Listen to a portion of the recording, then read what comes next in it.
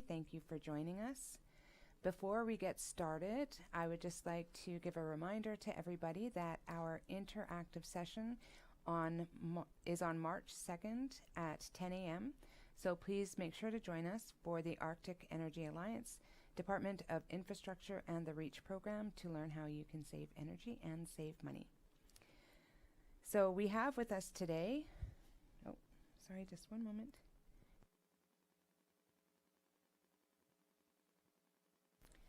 So we have with us today the Honorable Carolyn Cochrane, Premier of the Northwest Territories, the Honorable Diane Archie, the Honorable Carolyn Wozniak, the Honorable R.J. Simpson, the Honorable Shane Thompson, the Honorable Polly China, the Honorable Julie Green, and all of our participants who have joined us by Zoom.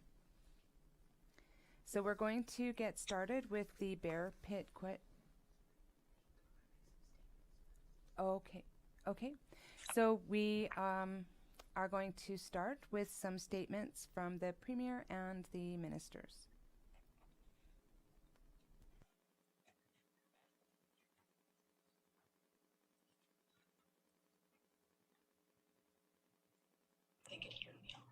Okay, you can hear me, Adeline?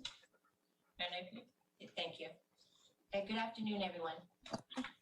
On behalf of my Cabinet colleagues, I want to thank you for the opportunity to be here today as part of the 2021 Northwest Territories Association of Communities Annual General Meeting. Cabinet has participated in this event for many years. I did hear Mayor Napier say 55, so that's quite a while. But we appreciate the opportunity to build on our long-standing partnership. The collaborative spirit, dedication, and hard work of our residents rely on is a shared value that we have as we strive to create resilient and thriving northern communities.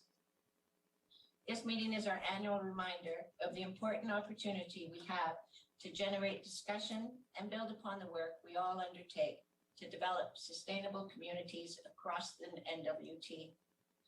It's also an opportunity to strengthen the relationship between the governments of the Northwest Territories and community governments as we hear and respond to your concerns. It was just under a year ago that the COVID-19 global pandemic was declared, and our government's top priority became the health and well-being of residents of the Northwest Territories and our communities. Since the initial response to the pandemic, we've been committed to working with all 33 communities and maintaining open lines of communication and information sharing as we ensure we can best protect our residents and ensure you, as community leaders, have what you need to be able to support the residents in your communities.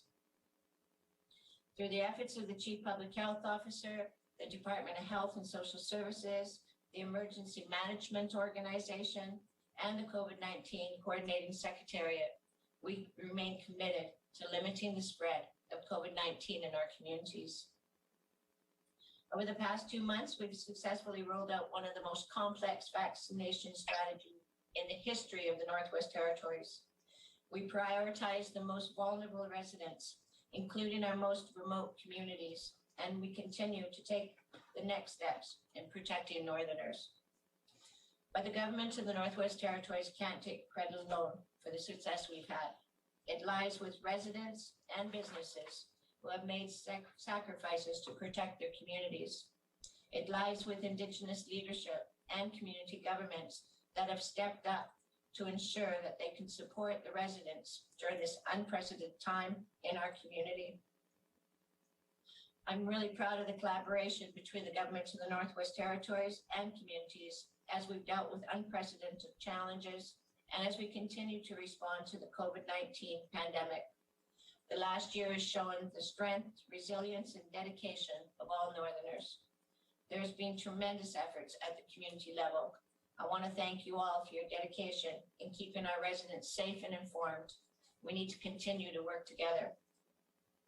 I'll divert a second from my speech to put a special shout out to the mayor from Fort Liard. During the outbreak in Fort Liard, Hillary went above and beyond the call of duty to address the needs of her of the residents of Fort Liard, and I'm so grateful. Like I said, we couldn't have done this without working together. The COVID-19 pandemic has had significant impacts on our territory and our economy, and has created new challenges for pursuing the 19th legislative mandate. Recovery is key, and we need to ensure that our people have jobs and our businesses are thriving. We need to keep housing, food security, children's needs, health and education top of mind to improve the lives of all residents of the North. Our goals haven't changed, and we recognize that many of the items identified in the mandate will have a direct impact on community governments. The health and well-being of all communities and residents is best served by maintaining a stable economic environment. We have collectively been able to manage the public health crisis, and managing it well has put us in a better position to start to shift our attention to our social and economic recovery, how we preserve businesses and ensure that infrastructure spending and investment stays local as much as possible.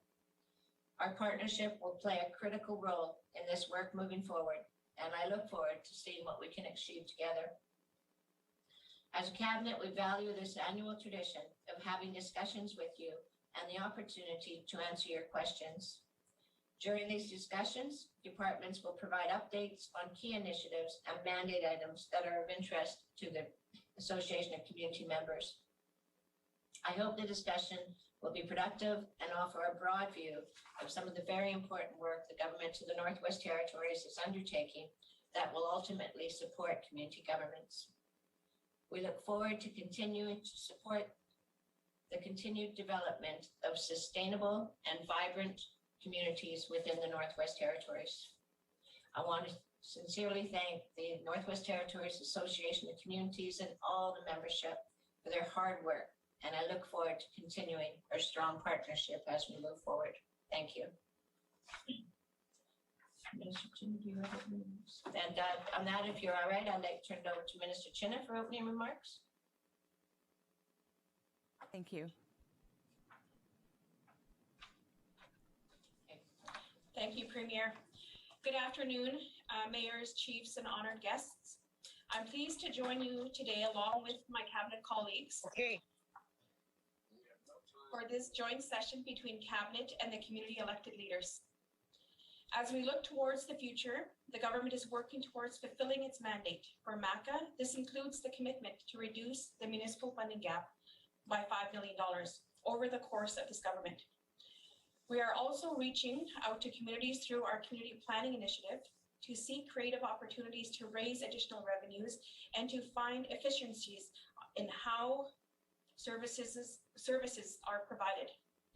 I would like to shift now and speak to my role as Minister responsible for the Northwest Territories Housing Corporation.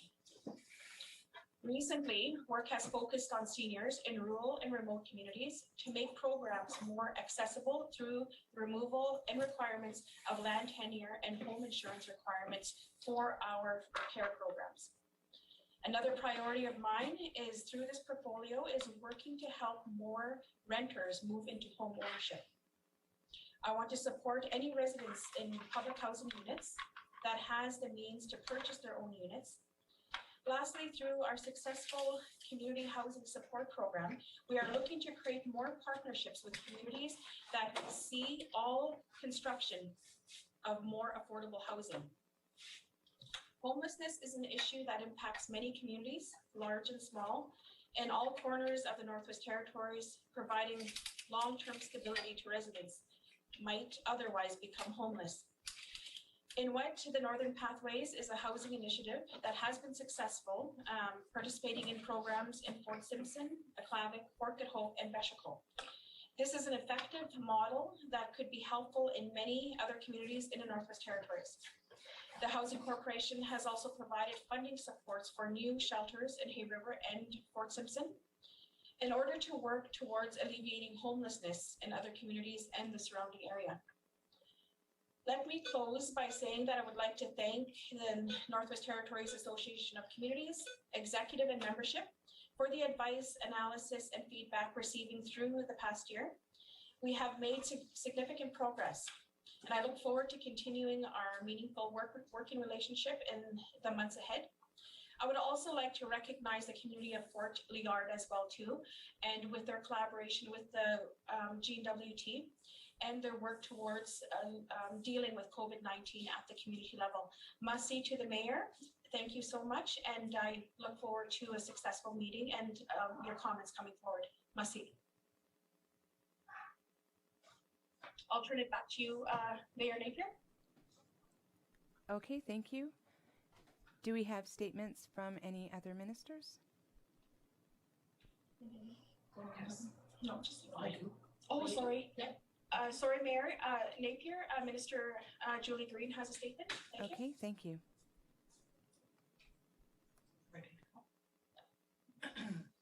Good afternoon, mayors, chiefs, councillors, and Northwest Territory Association of Community members. Thank you for inviting me here today to provide comments on behalf of the Department of Health and Social Services. This AGM is an important venue for community governments to gather and discuss matters that affect each and every one of us and crucial in maintaining a healthy territory. This meeting, among others, allows communities to cooperate, collaborate, and find the common ground among one another. Today, I would like to thank all members of the NWTAC for their contributions to the GNWT pandemic response over the last 11 months. Members from the NWTAC have assisted in the development of our vaccine strategy and our successful rollout. The Chief Public Health Officer, her officials, and the NWTAC have had monthly meetings in December, January, and again this month. These opportunities have enabled us to hear community concerns firsthand and update our rollout efforts where necessary. Thank you for your time and attention to this work. We incorporated your feedback into our communications delivery efforts. Members noted the importance of radio and audio communication and the importance of translating information into Indigenous languages before teams arrive and have interpretation services available at clinics. I would also like to highlight a number of successes and innovations from our pandemic response. First, we were able to establish shelter services in Yellowknife and Hay River.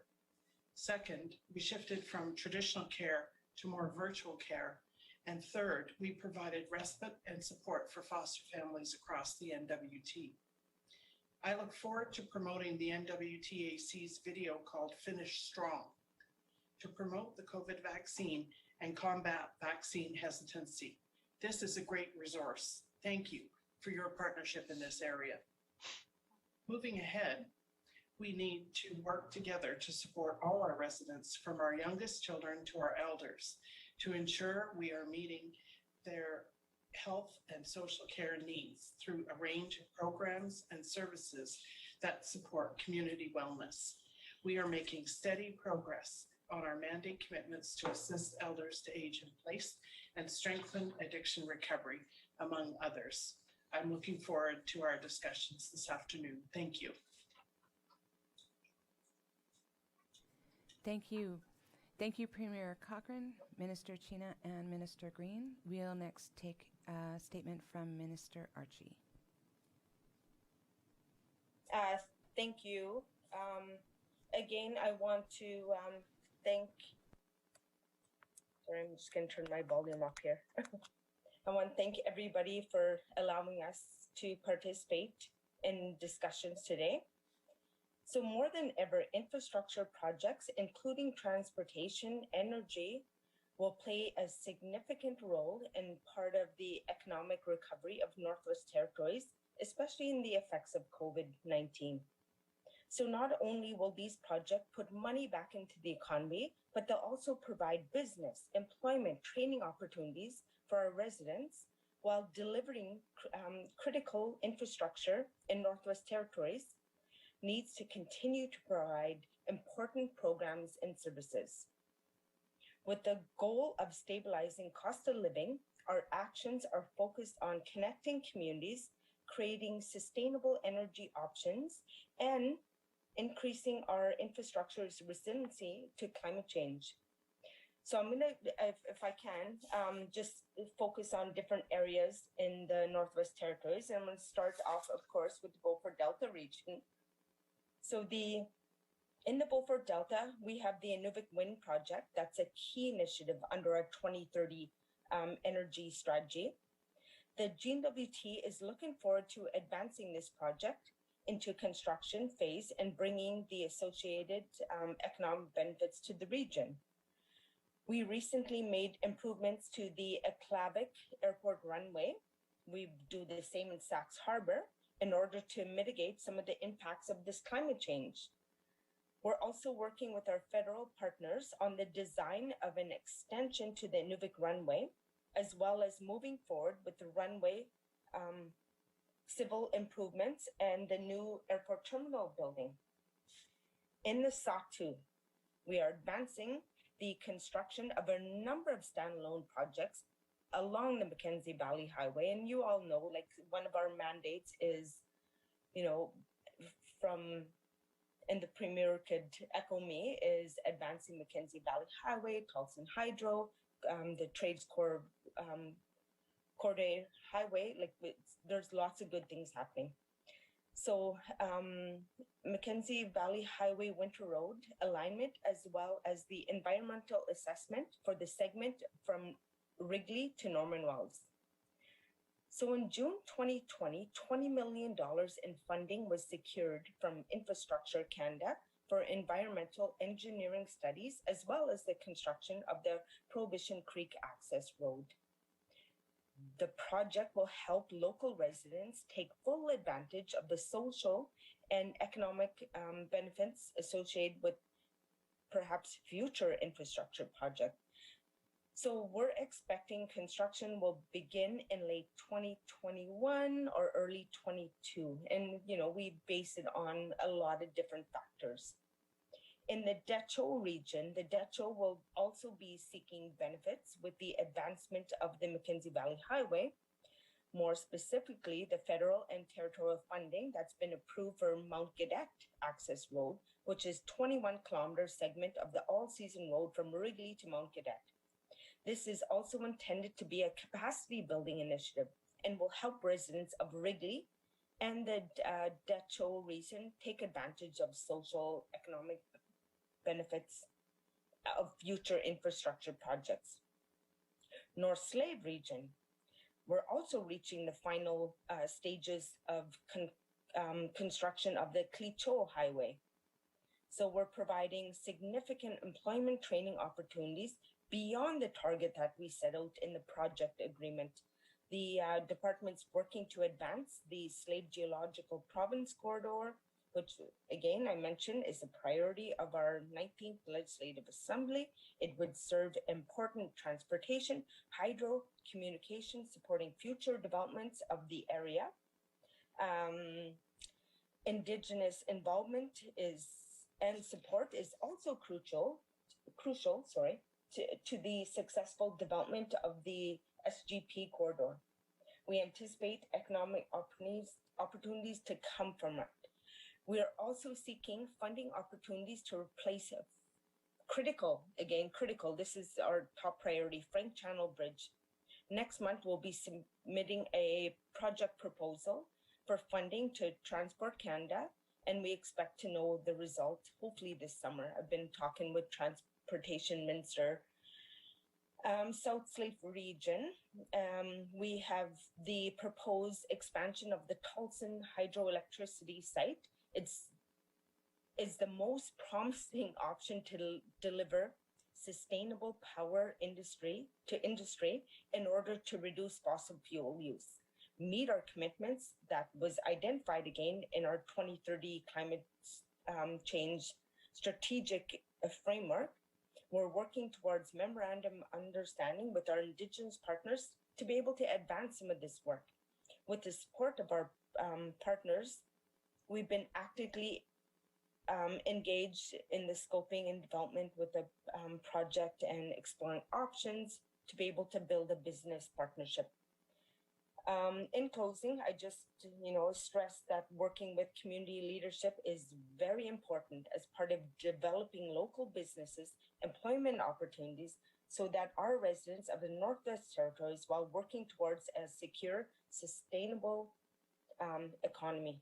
So again, Madam Chair, I look forward to continuing collaboration between all levels of government in order to meet common goals, of course, and a strong NWT economy, connect our territory, and have a sustainable future.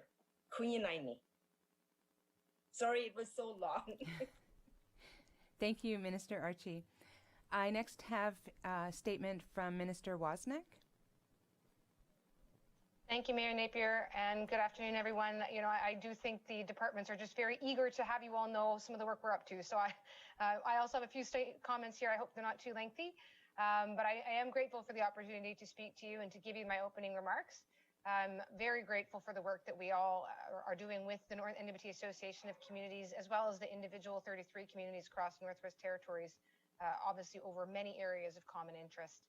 And certainly from my end, I know the Premier's already spoken a little bit to our economic recovery. That will be the focus of most of what I have to say on behalf of the Department of Finance and ITI. And acknowledging that economic recovery is going to involve continuing to expand support for entrepreneurs and businesses across all regions, and as well as support for particular sectors. And tourism here is of particular note, I think, right now, as the borders do still remain closed and will for some time. Also want to acknowledge that we need to continue to enhance and strengthen our essential supply chains, diversify the economy generally, and of course, stimulate regional and local economic development as we do that diversification exercise. And I would hope some of these things will sound familiar to you. A lot of what I'm describing, a lot of those statements and those concerns and issues predate the COVID-19 pandemic. They're not new challenges for us. The good news of that, if you will, the silver lining, is that work towards solutions to these challenges was already underway and now is even more motivated as a result of the pandemic and the need for post-pandemic recovery. Certainly, community and stakeholders, partners like the NWTAC have been and will be critical. And so I wanted to speak a little bit more to some of the specific efforts underway, many of which will be looking to you for your involvement and support. Economic recovery will depend on what we can do together and for each other, and specifically for businesses, as I mentioned earlier. And in this respect, the GNWT is prepared to reimagine its approach to buying and contracting goods and services. We have accelerated our mandate commitment, as hopefully you all heard about the procurement review that's underway. This is an initiative that could impact communities on many levels. And certainly if you have an interest in this area on behalf of your residents or businesses, I would urge you to please seek out the opportunities for providing input and feedback. COVID-19 has also highlighted the challenge of maintaining our supply chains and food security. So as of today, I would certainly want to acknowledge that this is also something the GNWT continues to address. We have already worked with the federal government and are continuing to work with the federal government in order to flow millions of dollars in the Northwest Territories Airlines, to all Northwest Territories Airlines, in order to help supply chains. The Department of Industry, Tourism and Investment is involved as a lead on the food security plan for the Northwest Territories. And this is work that is happening with the Department of Health and Social Services, Environment and Natural Resources, and Lands. And meanwhile, a variety of other areas of progress that I'd like to note. The newly formed Red Tape Reduction Working Group, tasked to find ways to reduce red tape and regulatory burdens on small businesses. The Liquor Act review is moving forward, and by March, there should be some next steps happening in terms of a formal engagement process. And the Mackenzie Valley Fiber Optic Line to Tuktoyaktuk is also under expansion, and we are actively supporting the Clecho government to run a fiber line to Wati in conjunction with the final stages of the Clecho All-Season Road. Last, I'll shift gears just a little bit, if I may. Women's Day, International Women's Day is just around the corner.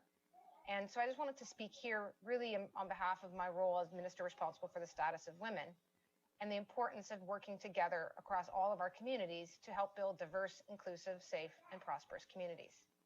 The GNWT is committed to working with all Northerners and partners across Canada to support much needed work to address the systemic causes of violence, inequity, and racism. so that Indigenous women, girls, and 2S LGBTQIA peoples will feel safe and empowered in our communities, our territory, and across the country. We, as a government, are committed to removing barriers for women against whom may be considering elected office. And the She Can campaign encourages women across the Northwest Territory to consider running for elected positions, not only in territorial politics, but municipal and other local elections as well. And we appreciate the support of many of you in that campaign. And with that, I'd say just again, thank you for this opportunity to introduce some comments and introduce some topics, and I would look forward to a discussion today.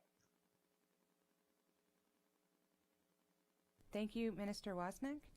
I will next call upon Minister Thompson, and just a request to the ministers that when you're speaking, we ask that you please turn on your video. Thank you. Thank you, Mayor Napier. I will try to turn on my video, but with technology, it might be cutting in and out, so I apologize for that now. So good afternoon, everybody. I want to thank NWTAC for hosting the 55th annual AGM. Even though it's virtual, I appreciate the work you guys are done and being able to provide this opportunity for us to meet, and you as well to deal with your important business. I'd like to briefly introduce myself for those who might not know who I am.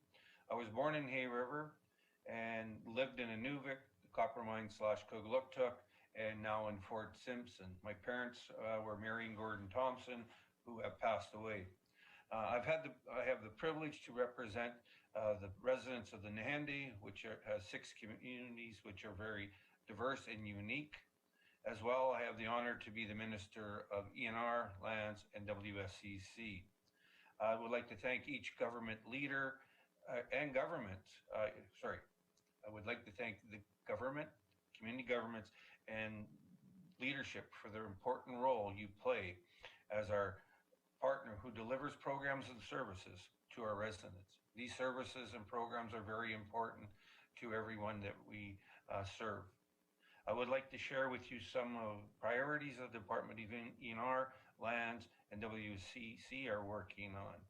WSCC has done a different way of reaching out. Because of COVID, we've started reaching out through internet, through phone calls, as well as in-person meetings and working there. So we've been able to find a new way of doing business, and we will continue to do this new way of business because it's been very productive and responsive to the needs of the residents of the Northwest Territories and businesses. As you well are aware, we're bringing the Public Land Act into force, and we've had our first online survey. We've had over 1,200 feedback on what they would like to see in the regulations moving forward. Something that you guys are really important or interested in having to know about. We are creating a process for bulk land transfer to municipal governments. We thank the City of Yellowknife. We've been working with them, but then we will be working with NWTAC later on. We're taking on unauthorized occupancy of outside the municipal boundaries. It has been an issue for over 50 years, and we're taking on that challenge. We're implementing climate change action plan, including the establishment of a climate change council, which is a very important step as we move forward in addressing climate change. I know high water levels on many lakes and rivers across the NWT have effect on communities and residents, especially trappers and harvesters. ENR is working to ensure we can help those affected this past year and to get timely information to help communities prepare for the snow melt. I look forward to working together on these issues for the benefit of our residents. I look forward to this meeting and having open and frank and good conversation as we move forward to serve the residents of the Northwest Territories. Again, I would like to thank you very much for inviting us, and as Minister Gina said, I'm excited to be here today. Thank you. Thank you, Minister Thompson. And we have our next statement from Minister Simpson. Thank you. Thanks for having me. This is my first bear pit. I couldn't make it to the last one, so this is exciting. I'm quite impressed that this is the 55th AGM. I didn't realize the NWTAC is older than the government of the Northwest Territories. So that's something. So I am RJ Simpson, the MLA for Hay River North. I see my mayor and deputy mayor on the line. I'm also the Minister of Education, Culture, and Employment. Now, we don't necessarily have a lot that touches directly on, municipal affairs, but I've found that everyone is keenly interested in and passionate about education. So I'm just going to talk a bit about what the department has been up to.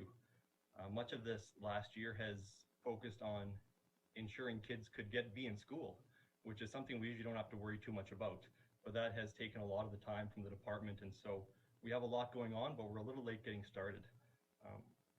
In response to the pandemic, some of the things that we did, in addition to playing a coordinating role for the education bodies, was provide additional funds. So we provided an additional $4 million for custodial salaries because there are enhanced cleaning regimes in schools, an additional $4.3 million for teacher salaries. And I know it was difficult to get teachers in the first semester, but even speaking with the local DEA here, they managed to get 4 more teachers in the second semester, and attendance has really improved because of the access to teachers and additional electives and things like that. So that was really good to hear. Plus, there was another $1.5 million for substitute teachers, $1.5 million for materials and supplies. And in conjunction with the Department of Finance, we provided $2.4 million for the purchase of Chromebooks, so laptops, as well as turbo sticks, which are things you plug into your laptop to get connected to the internet in the event that students couldn't get in class, and not all could have that face-to-face learning.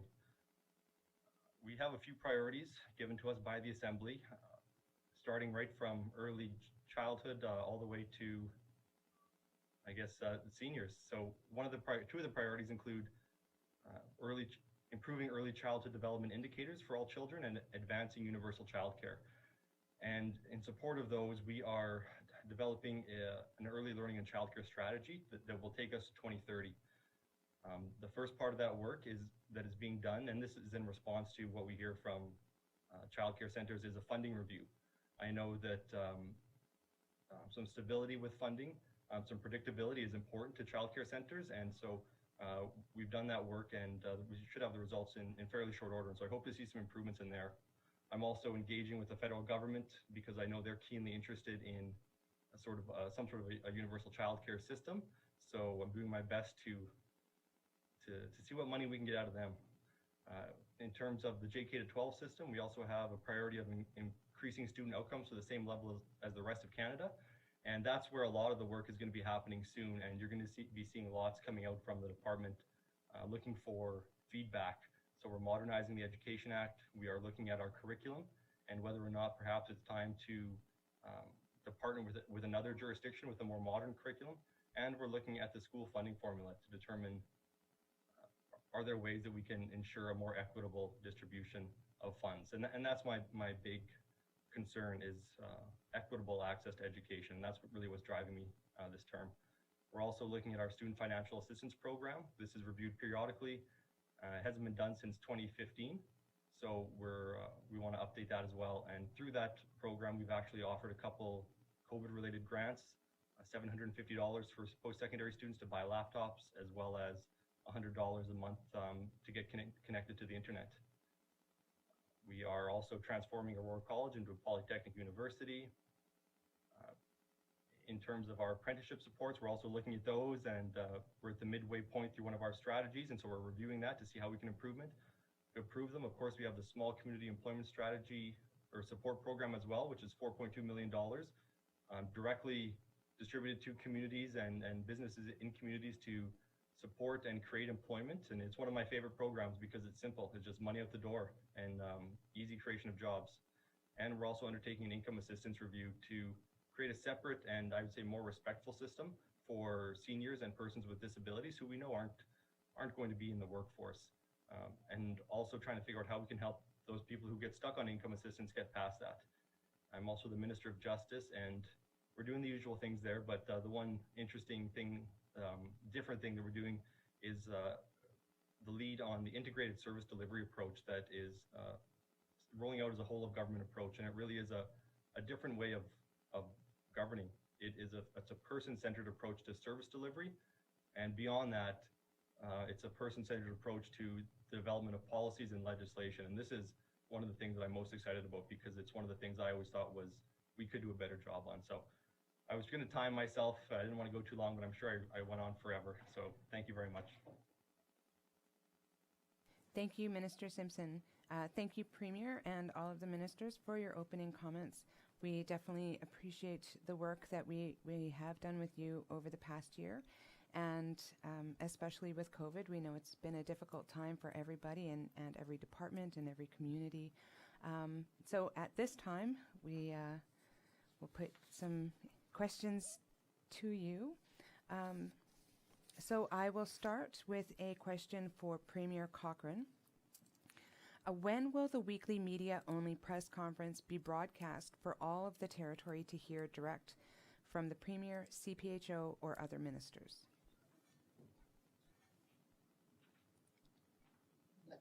Yeah, it's good. Okay. Thanks, Mayor Napier. I checked if the mute was on. Making sure that the communities are aware of what's going on and residents is a main priority for the whole of the government of the Northwest Territories because of the pandemic. So what we do is we've been doing, I believe it's bi-weekly meetings with mayors, with Minister of Municipal and Community Affairs. Been doing bi-weekly with the Indigenous governments as well, with myself. We've also been doing the bi-weekly meetings with the CPHO, Minister Green and myself, traditionally at the Ledge now. And I know that everyone is, some people are saying that they're not getting access to that, and I apologize for that. The problem is that those radios aren't controlled by the government of the NWT. And in fact, I've been thanking them for helping to share the message, and I actually got in trouble for doing that. One of them was really offended and said that they're there to challenge the government, to hold us accountable, so not to spread the message for the state. So I hear that, and I'm going to stop thanking them, but we do try to get them out there. We invite every one of them to the whenever we do the events. So that includes, and I'm going to have to read them off because I don't know them all. We invite reporters from CBC, Cabin Radio, Radio Canada, CKLB. I'm going to say this wrong. Media Tanwa, True North FM, and Northern News Service, and APTN. So I can't mandate them all to come. We send them all invites. A lot of them do come, not all of them come. APTN is probably the one that reaches most communities. They do occasionally come, but not all the time. What I can say though is that even though we can't tell them to come to, we can't make them come to everyone, we do, they do, as many of them can share it live as possible. So CBC North and usually Cabin Radio will have those events on their Facebook pages. As well, the Cabinet Communications, we also have a Facebook page, and we'll share, those are shared live as well. But we do really want to work with communities as much as possible. Like I said, that's why we're meeting with the municipalities every 2 weeks. That's why we meet with the Indigenous governments every 2 weeks. And reach out to us. Reach out to Minister of Municipal Community Affairs as mayors. If you want to have more information, we're here to try to work with you. We can't do this alone. So the most important thing that I can say is that if you've got other ideas for us, share it with us. We'll try to incorporate them. But I am so aware that we all need to be as informed as possible. So, thank you. Thank you, Premier. I know for our community, one of the requests that we have had is that if a press release goes out, that the communities also get the press release. It's sometimes can be pretty aggravating to read news on our community from Cabin Radio or CBC, or to have a reporter call us with questions about something that the GNWT has put out that we have no information on. So I think even just adding us to the distribution list that goes out to the media would be very helpful. The next question is for Minister Simpson.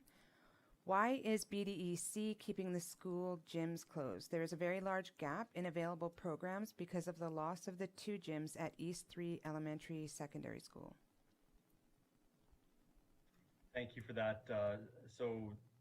Beaufort Delta Education Council decided early on that to keep the gym closed, and they revisited that decision on February 18th, and they passed a motion to continue to keep them closed. And really, and that's in Gnwt. There could be exceptions made for communities where there's no alternative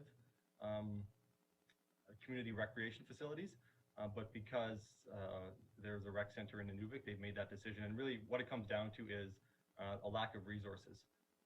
There's enhanced cleaning protocols now, and they don't have the cleaning staff, and they considered having the community groups do the cleaning, but then they also need the administrative staff to ensure that that's happening. And ultimately they're mandated with delivering education, and this is sort of above and beyond, and that's really what it comes down to, is just a resourcing issue in light of the very, very strict protocols for COVID in schools. And I was on a call yesterday with the other day with ministers of education from across Canada, and we have some of the most strict protocols for schools in the country. So and that's really the source of the issue. Thank you. Thank you. Thank you, Minister. The next question is for Minister Wasnak. Can we please have an update on the Dempster Highway Fiber Line project? Thanks, Mayor. Sure, I'm happy to do that. Obviously, I shouldn't say obviously, the Dempster Fiber project is a Yukon government project. So, I can certainly give you the update, but just keeping in mind that, while we're working together with them to a large degree, it is really being led by the government of the Yukon. My understanding is that they right now are finalizing their procurement and in order to the procurement process, so that they'll be in a position to award the next contract possibly as early as March, but certainly I understand by April of 2021. And it obviously matters a lot to Gnwt. When this does get completed, it would provide some redundancy, not only for the Yukon, but obviously for the Northwest Territories through the Mackenzie Valley Fiber Line that we do have. So where we're at now, we are working in terms of our role, working with Northwest Tel and the Yukon government in terms of a bandwidth sharing agreement. So to the extent, again, right now that we want to ensure that our own Mackenzie Valley Fiber Line continues to be relevant. So that work is also underway, so that when the redundancy comes in, that there is an understanding of who's doing what and what the costs will be to each government. We're expecting that also to be done by possibly as early as March or very shortly thereafter. And once that is underway, then our end of it will be largely ready to go, and then we're really, as I say, waiting on the final work from Yukon. But they are also seem to be on track for a spring procurement, or an early spring procurement. Thanks. Thank you, Minister Wasnak. The next question is for Minister China. Please elaborate on the math or justifications that were used to reduce the municipal funding gap to $16 million in the latest GNWT budget. Thank you, Mayor Napier. The mentioned $16 million funding gap accounts only for the operation and maintenance and environmental. The two combined show a funding gap of $16 million. The overall gap, including operation and maintenance, environmental, and capital, remains at $38 million. Thank you. Thank you. The next question is for Minister Thompson. Within the municipal boundary of the town of Fort Smith and in many other communities, the GNWT's Department of Lands hold title to lands that by all accounts are a significant hindrance and potentially a catastrophic disaster waiting to unfold in the form of forest fires, landslides, and in some cases derelict properties.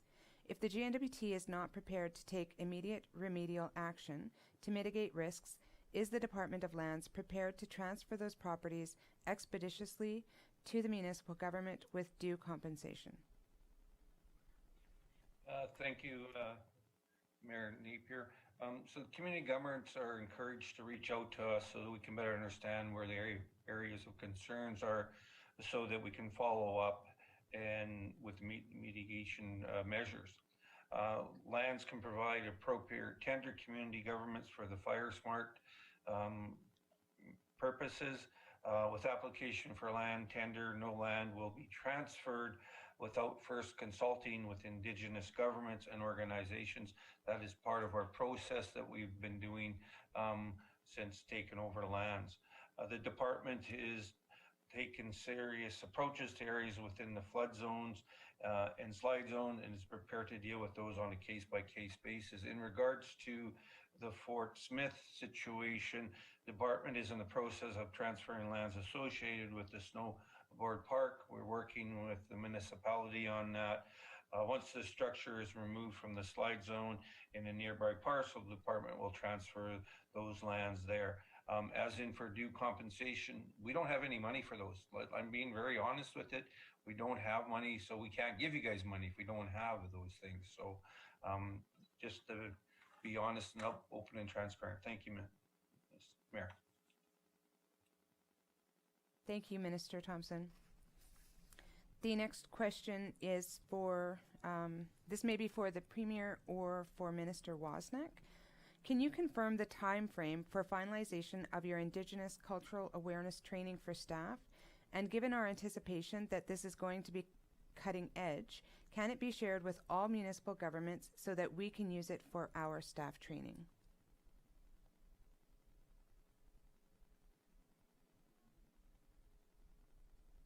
Thanks, Mayor Napier. I'm going to turn that over to Minister Wozniak, whose finance is taking that on. But before I turn it on, President Napier, I did hear you when you said giving you the press releases before they go out.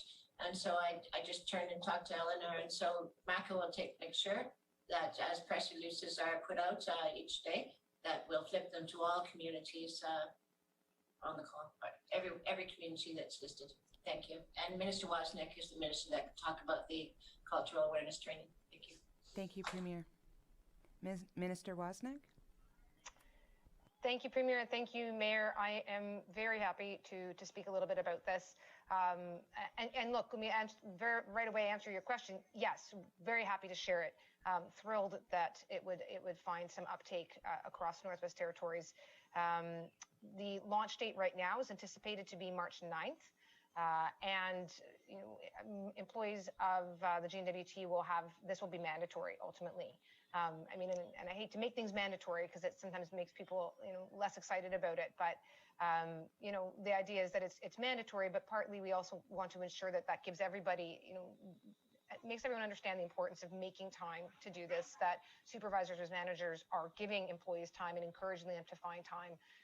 So that while it's mandatory, it shouldn't be a burden. I've had a sneak peek. I've poked around at a couple of the modules so far, and my office and I are determined ourselves to also lead by example and to go through it, because the parts we've seen so far have been fantastic. So yeah, we'll certainly be able to make it available to municipal governments, community governments, and happy to ensure and coordinate through NWTAC if that's appropriate to see what the best way is forward to do that.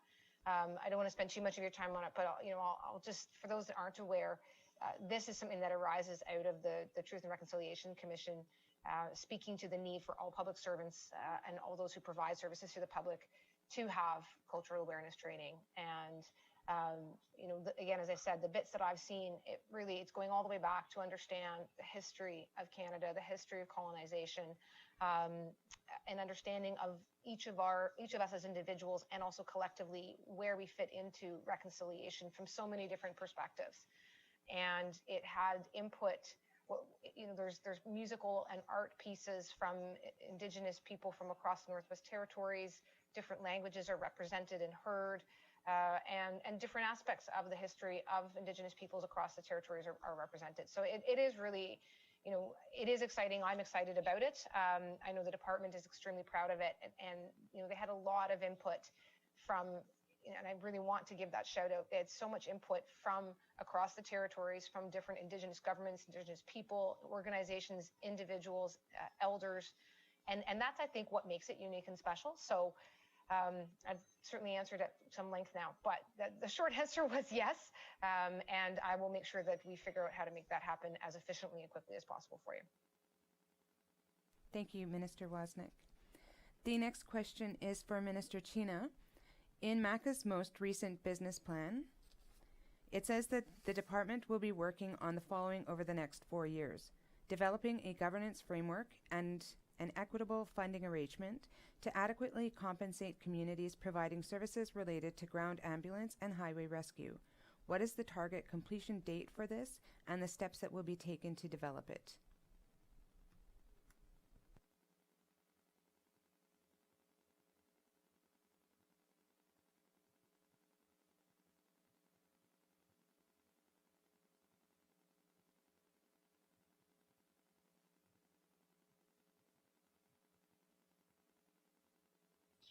Thank you, President Napier. I'm trying to flip through screens and trying to stay on track as well too.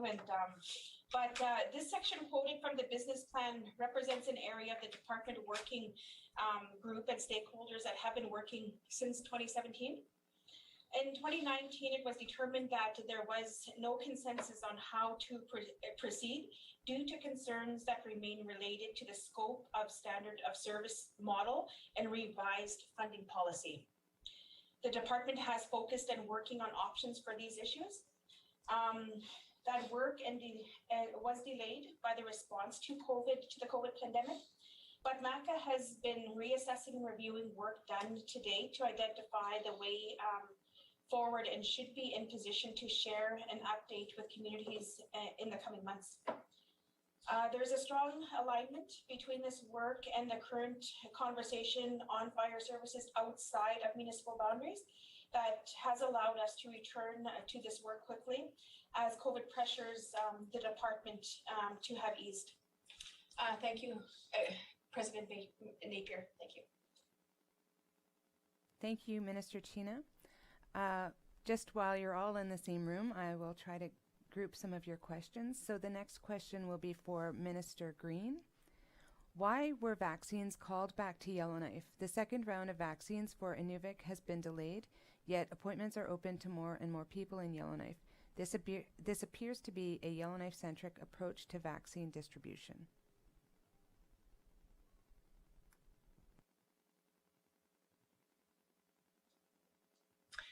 Thank you very much for the question. The Moderna vaccine is a territorial resource. It is managed jointly by the Office of the Chief Public Health Officer and the NTHSSA, which implements the vaccinations. And so what has happened, as people may be aware, is that there's a vaccine strategy, and it identifies priority groups, and those are the groups that are being vaccinated at this time. It's just a matter of fact that there are larger numbers in the priority groups in Yellowknife than there are in other communities, because Yellowknife is a larger community.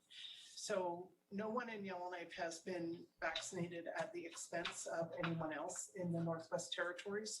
The appointments were lost open here. So everybody who was in a higher priority group got their vaccines in that higher priority. I want to say that all the second dose clinics have been scheduled at this time. And if people go on to the NTHSSA website, you can see the complete vaccine schedule and find out when it is going to be in your community. I can tell you that for Gnwt it's next week. And it's my understanding that people who didn't receive the first dose and who are in priority groups will be welcome to be vaccinated, as well as those who are in the other second dose priority group. So what we are doing here is managing our supply to vaccinate everybody within the next 1 to 2 months, at the maximum 2 months. And we are currently offering the highest vaccine rate in Canada at more than 40% of the adult population. We're on track to get to our goal, which is 2 doses for 75% by the middle of April. Thank you. Thank you, Minister Green. The next question is for Premier Cochrane.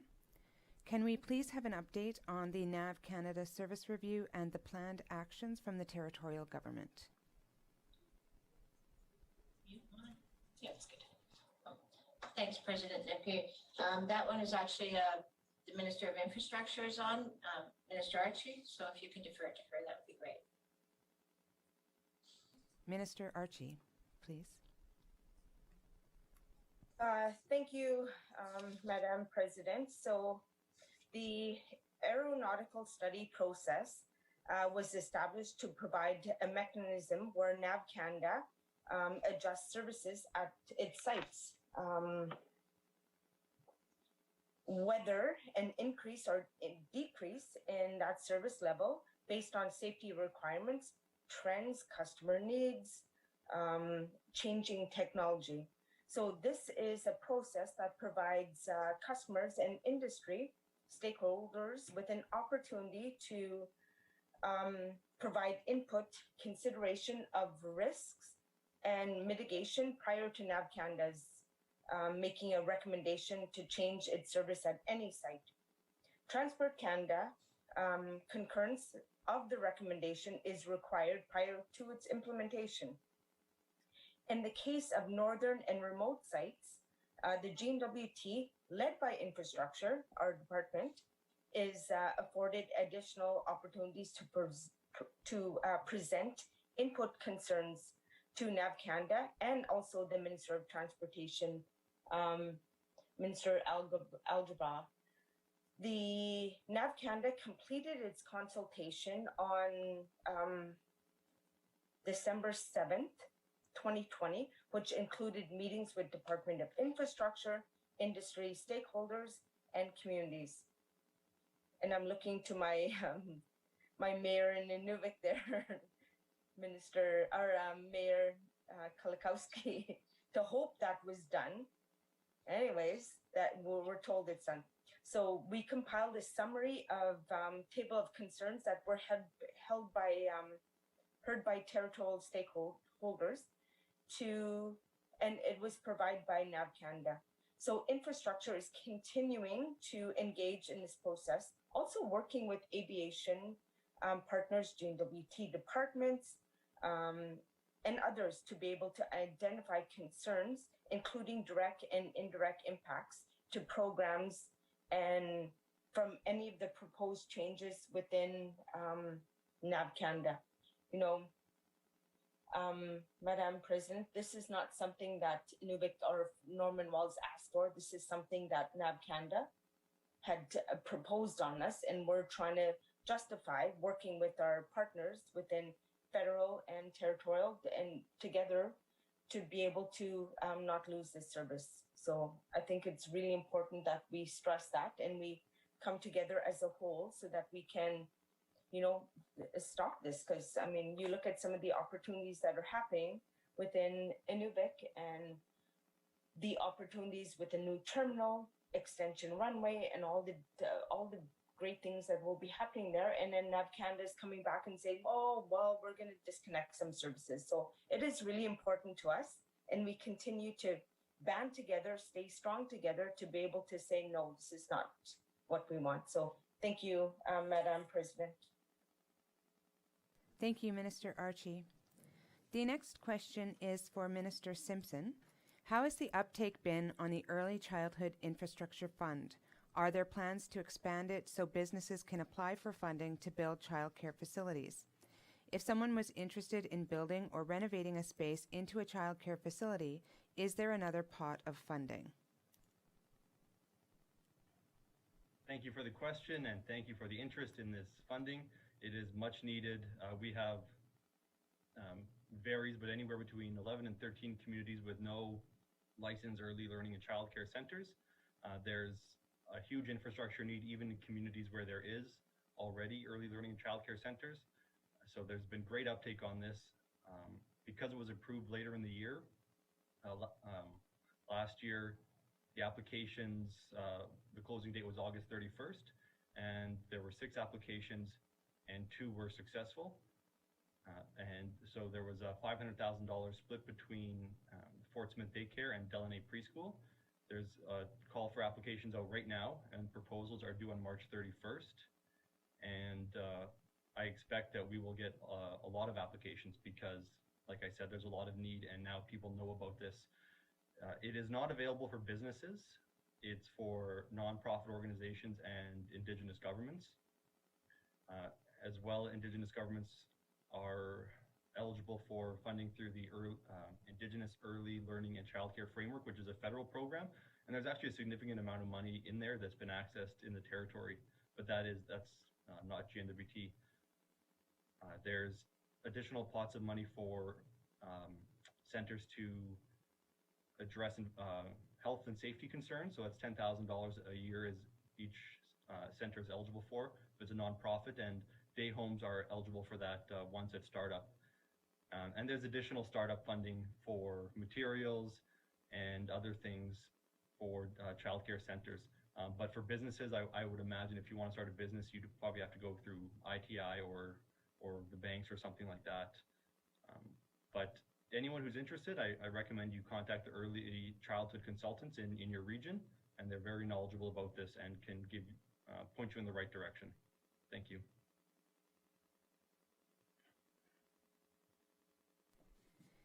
Thank you, Minister. The next question we have is for Minister Thompson. What actions will the Department of Lands be taking to not only expedite community government requests for specific lands, but to also ultimately do any block land transfers of any public lands that the community government wants? Thank you, Mayor Napier, or Madam President. So the Department of Lands is actually working on creating a process guide. We're hoping to have it completed in late March or early April, and at which point in time we will be sharing it with NWTAC for their feedback and comments on what we're trying to do. In regards to specific land that communities wish and want, we're asking them to reach out to our regional offices and work with us on that. But everybody should be aware that we do have to go through a process. We also need to see if that land is a requirement by the GNWT for us, for our infrastructure to service the residents of the Northwest Territories. But we also, as I said in my opening remarks, we need to make sure we do our consultation with our Indigenous government. So we do have a process in place. We are working at it. We've heard very clearly from the municipalities that this is something very important to them. And I'm hoping after we get our consultation with our municipal governments and NWTAC that we will have a process document ready to go this summer.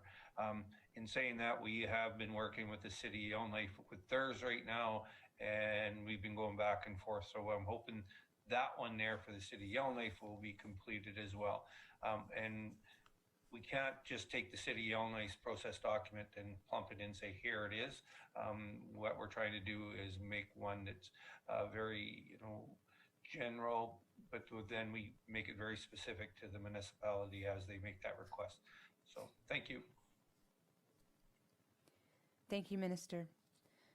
The next question is for Minister Green. Under the GNWT mandate to increase the number and the variety of culturally respectful, community-based, mental health.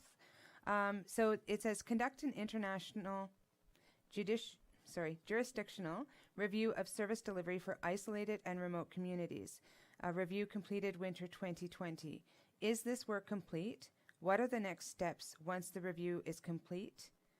And establish a medical detox and managed alcohol programming. It says that this work will be completed by spring 2023. I heard that MAP was happening at the start of COVID. Did it begin? Did it work well? Or was it discontinued?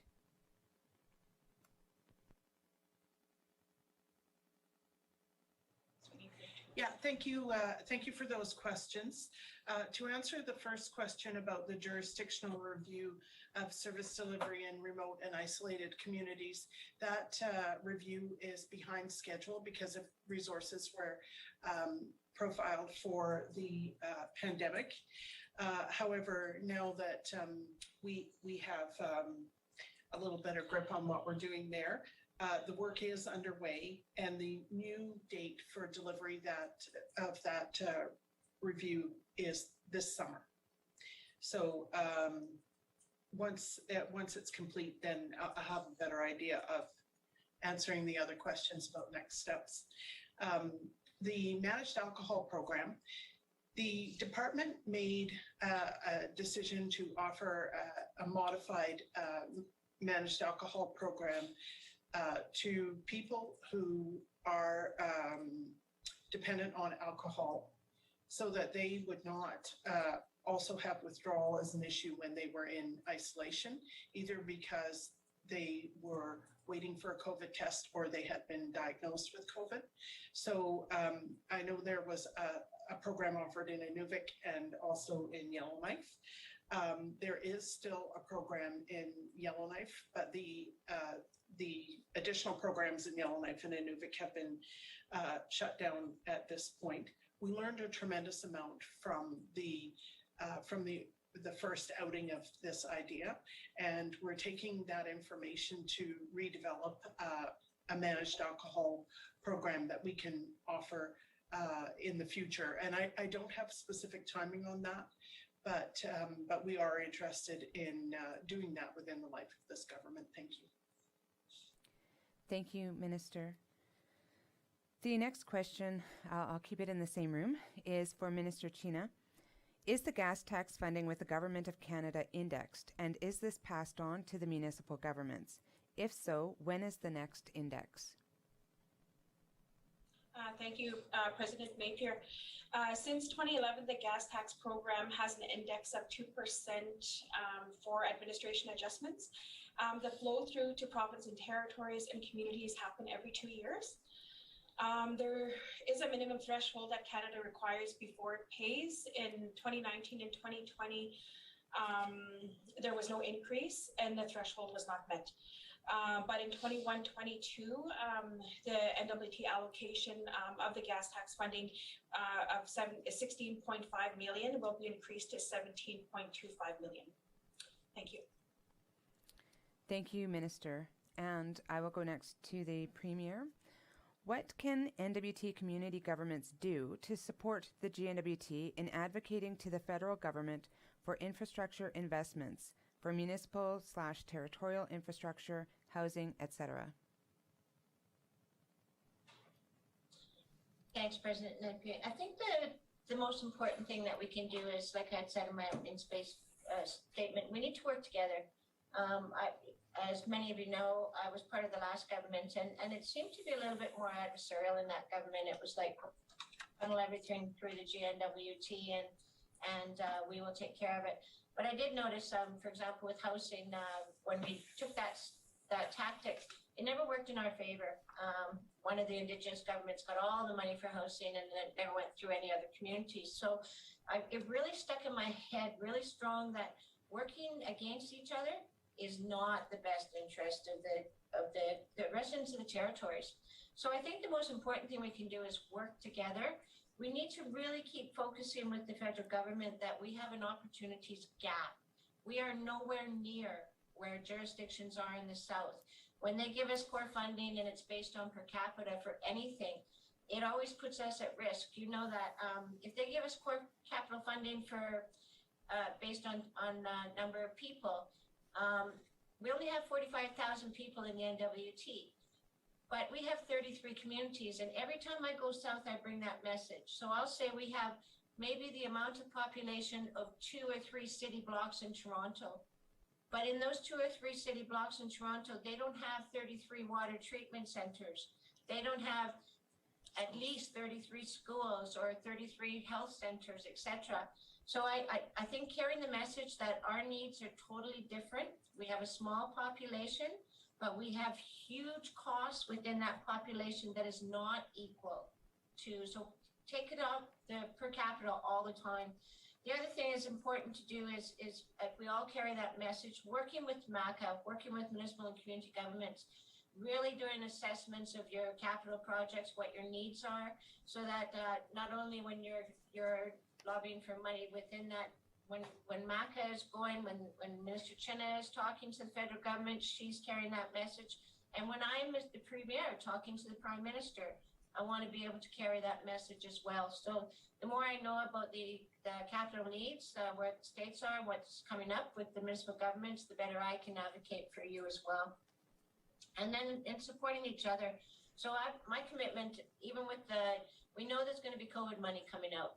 And I have not stopped saying that, you know, with the last fiscal year's COVID money, there was money to municipalities and Indigenous governments. And I'm already picking up the torch and saying, we need money for the territorial government, but we also need money for the municipalities and for the Indigenous government. So I think if we all stay on that page would be better. I'll support you, but we sometimes need your support. I know that for example, we don't have the infrastructure. We don't have the highways. We don't have the schools. Climate change is affecting our buildings, etc. So if people can, you know, Department of Infrastructure reaches out, they do consultation with yourselves, stakeholders, on what our needs are. If we can ask for letters of support when we're asking for major projects, that would certainly help us as well.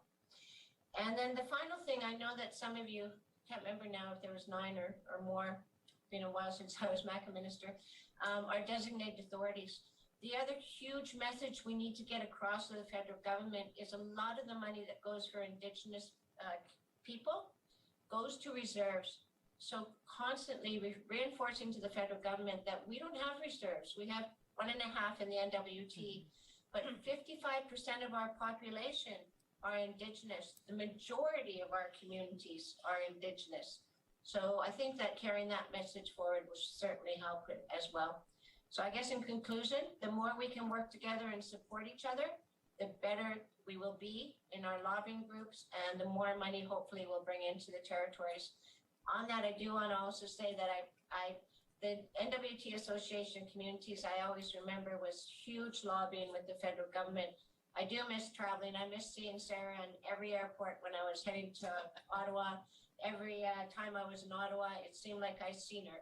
So I do know that your association lobbies hard for you, and I respect that work that you guys do. Thank you, President. Thank you, Premier. And I believe we do have 9 designated authorities. And one of the issues that we have talked about with the NWTAC and with our MP also is that when money is designated, as we saw several years ago, there were billions of dollars that were distributed for Indigenous education. That money didn't come to the North. And even though we have those 9 designated authorities and the communities that have very high amounts of Indigenous peoples, those funds are not coming to the North when really we believe that they should be, and they should be helping us to provide services to our communities. Minister Archie, I think you had a comment on that question as well. Yes, thank you, President Napier. If I can, I just want to add to some of the Premier's comments in terms of, you know, infrastructure that's coming, the federal money that's coming into the Northwest Territories. I want to add, like, 2/3 of our Department of Infrastructure 2020-2021 capital plan is federally funded, which is $168 million, which equates to about 62% in federal funding, which is secured under 9 federal different funding programs. So I just want to stress that the Gnwt is pressing hard in terms of securing federal funding. It's not always 100% federal. It's predominantly 75%, 25% that we have to kick in. And, you know, just learning from my other colleagues in federal, provincial meetings that I've taken part in, they get only 50%. Like, I shouldn't say it out loud, but they get 50%. We get 75%. So I'm like, oh, I'm not telling them. But I want you to know, like, within the Northwest Territories, we do push hard in terms of getting fully funded federal dollars. And, you know, there is there's a lot of work that the Department of Infrastructure is doing to push hard on getting fully funded projects. And, right now, I just want to say off the cup of my hands, we have 150 different projects, infrastructure projects that's happening here in Northwest Territories this year. And you look at capacity and, all the different opportunities that is happening. And President Napier, like I said in my opening remarks, is we're doing a lot of work across the territories. And I think that's something that, the government of Northwest Territories should be proud of. I mean, I'll just leave it at that. I just want to say that we are pushing hard as Department of, Infrastructure and Gnwt at finding federally funded dollars. Hope for 100%. It's never quite that, but Minister of Finance, I'll look at Minister Wozniak, and she's smiling right now, so I know she hears me. Thank you. Thank you, Minister Archie. The next question I have is for Minister Simpson. Why is there a continued delay in reestablishing and appointing members to the Aurora College Board of Governors? Given the magnitude and potential long-term impacts of decisions being made by the current bureaucratic employees, it would seem logical that there needs to be independent oversight of this process that could be provided by an interim board. Given that the current stated official timeline is the fall of 2022 for the establishment of a board, we are seriously concerned that the process of making key decisions internally by ECE continues without any public oversight.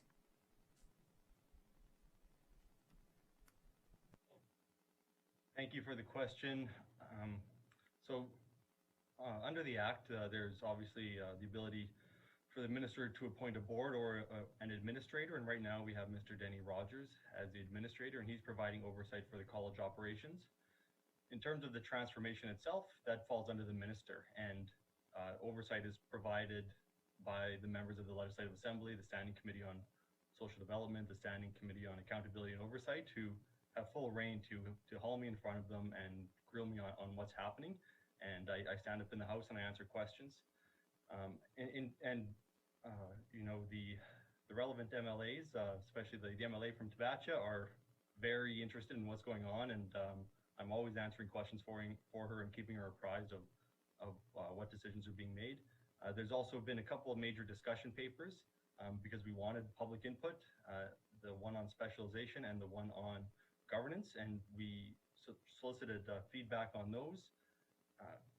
Things have culminated in an implementation plan where we've laid out the plan over up until the transformation to a polytechnic university. This is really the second guiding document. The first one was the government response to the findings of that foundational review, and that was a 90-page document being very open and transparent about what we want to do. This implementation plan is now how we're going to do it and when we're going to do it. In addition, there's a public website that has a tracker on there. You can go and look at any of the over 100 key milestones and critical milestones that we have. It says this is what we're going to do and when we want to do it and whether or not it's in progress, whether or not it's completed. We also have quarterly reports that we're publishing and sending out. And so we're trying to be as open and transparent as we possibly can. In addition, there are quality assurance processes that a post-secondary has to go through in order to become a university. And so I think there's quite a bit of oversight, and the information is there for the public if people are interested.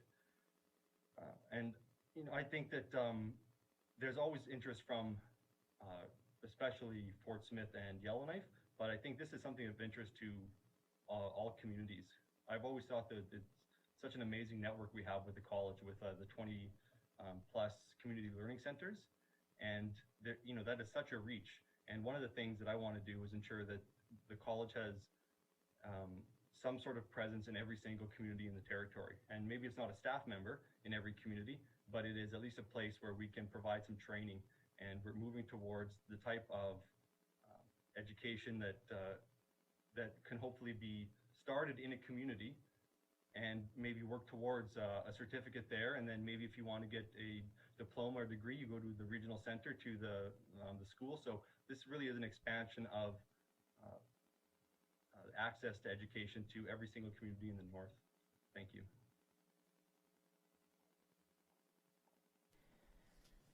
Thank you, Minister Simpson. I understand your reference to the towns of Fort Smith and Gnwt and the city of Yellowknife, but I know that this is also a concern for other communities across the north.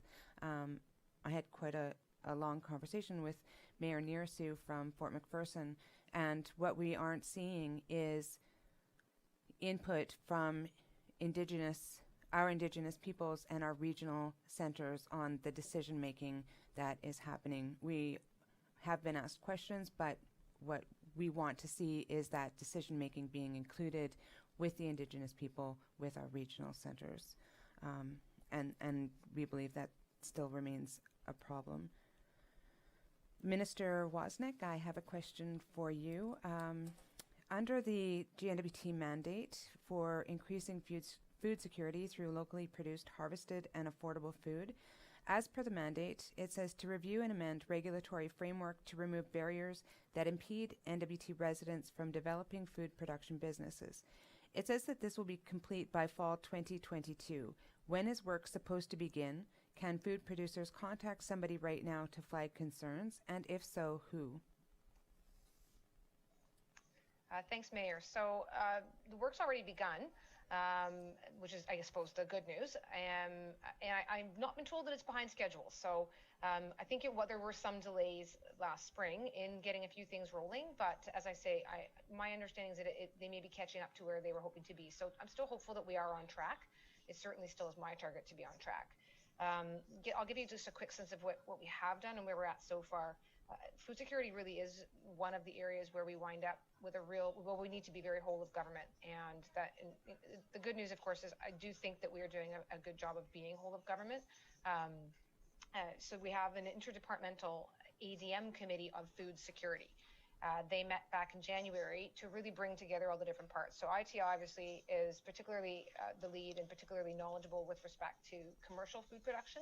But ENR, lands, EC&E, all involved. Health and Social Services has a particular involvement from the perspective of an anti-poverty direction. So all of those are all coming together. ITI, our role in terms of putting together an inventory of all the different programs for food security that's complete. There was a report from the ADMs about how we're going to navigate the interdepartmental space. That's coming imminently. And right away, I understand. And anti-poverty roundtable that happened thanks to Health and Social Services back, I think only just in January or recently, that's coming together. So all the pieces are starting to come together, and from that will flow the plans. So, and the last comment I guess I should make too, we are also quite involved, ITI is quite involved with the Territorial Agri-Food Association, fairly new entity, and we have a new manager of agriculture in ITI based in Hay River, given that the dominant commercial industry is all in the South Slave. So a lot is happening. And it occurred to me, we obviously knew the questions were coming, and I was reviewing just before we began. As for who people can contact, it's occurred to me I wasn't given a specific name as to who to contact. So, for now, look, I'm just going to say you'd be more than welcome to contact my office. But what I'll do also is just ensure that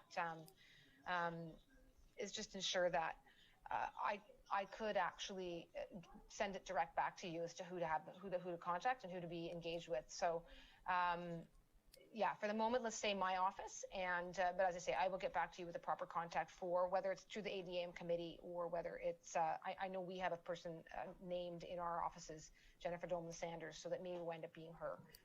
But I'll make sure that we have that for you. And, one more plug, I know the NWTAC is involved with the Red Tape Working Group. If people are finding barriers that are red tape type barriers, you have, Sarah's a fantastic resource, and I'm very glad that she's involved with us. So please filter those directions to her. But on the agri-food side, the Agricultural Food Association, if that's not an option, again, I'm going to make sure you have somebody, because I think a lot's happening right now, and we're at a really good point to see some momentum. And there shouldn't, if we're going to go forward, let's get rid of the barriers now while we're building, rather than having to go back later and get the barriers taken down after the fact. So, thanks. Thank you, Minister. The next question that I have is for Minister China. Where in the process is the review of the water sewer funding policy? We had heard previously that there were considerations for increased funding for solid waste facilities. Thank you, President Napier. Presently, the policy is underdeveloped, but the department is working with NWTAC throughout 2021, and we should have a new policy established in 2022. Thank you. Thank you. At this time, we have gone through the questions that had been sent in earlier by the communities. We do have some more time, and we have received some questions by some of the communities, so I would like to go through those. If we start to run out of time and there are questions that communities have that you do not get to ask, please send them in to Sarah and we can pass them on to the appropriate minister. So I will start with the first question. It's a concern and a question for the Minister of Housing. Since the tenants became responsible for 100% of their power bills, I am aware of some numbers of increase of the monthly bills. The monthly costs are further increased by the need to use appliances to attempt to warm their homes. I have experienced personally the condition of these houses as I have family living in a number of them. There is a dire need to address the condition of these units and the costs families face trying to keep their homes warm. Minister China? Thank you, President Napier. Looking at the increase for power, the Housing Corporation is currently looking at an energy saving approach for the public housing units that we currently have and the new builds, the home ownership programs. And looking at that, I know that the increase for power and utilities in the smaller communities could be quite significant. But we do have additional programming throughout other departments that may be able to alleviate those additional costs. I can provide that information to NWTAC, but currently I would have to bring this back to my department and really look at our energy cost saving. I want to put together, I was asked about a energy strategy by the other members in the House as well. So this is something that is on my radar. I am looking at this, and it's looking at decreasing the utilities, but also working with the Arctic Energy Alliance as well. Thank you, President. Thank you, Minister China. The next question I have is for Minister Green. What is the support and strategy for small communities who are now facing increased use of hard drugs in the communities? And when are we going to have NWT treatment centers, given that local community members don't really see and feel any successes in how it is done now?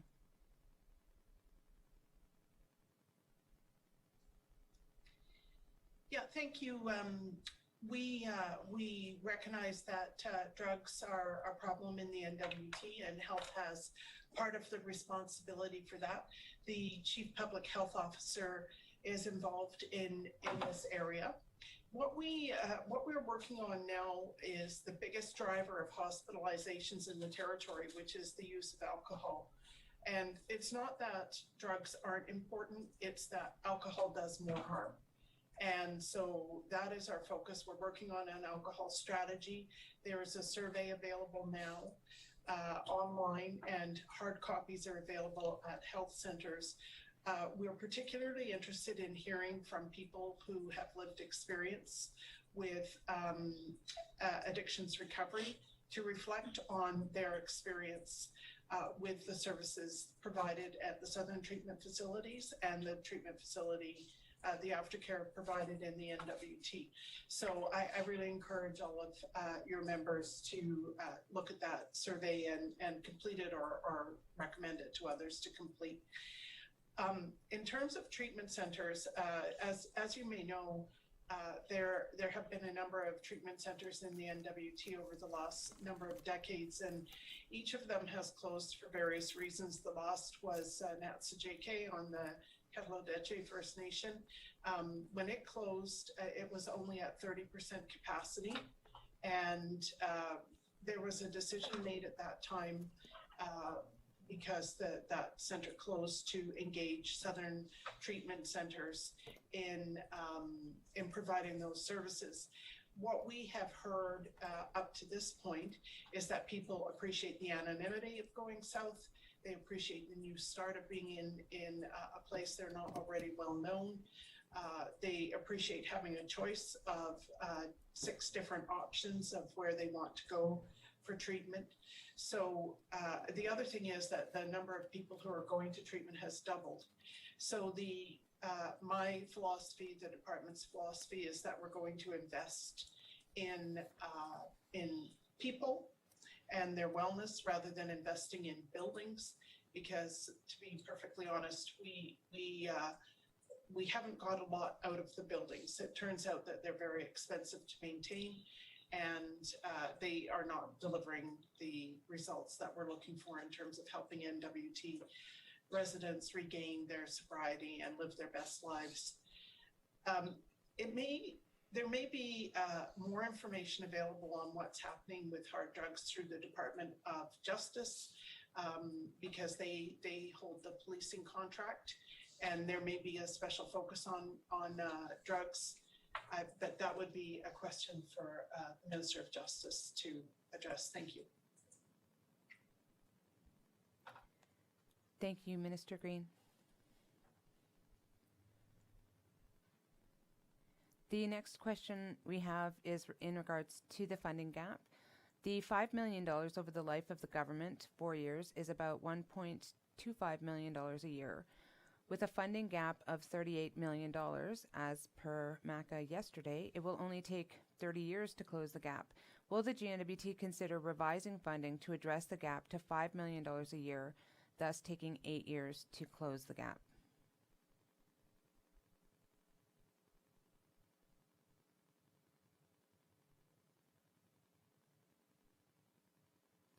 And I'm not sure if this should go to Minister Wozniak or Minister China.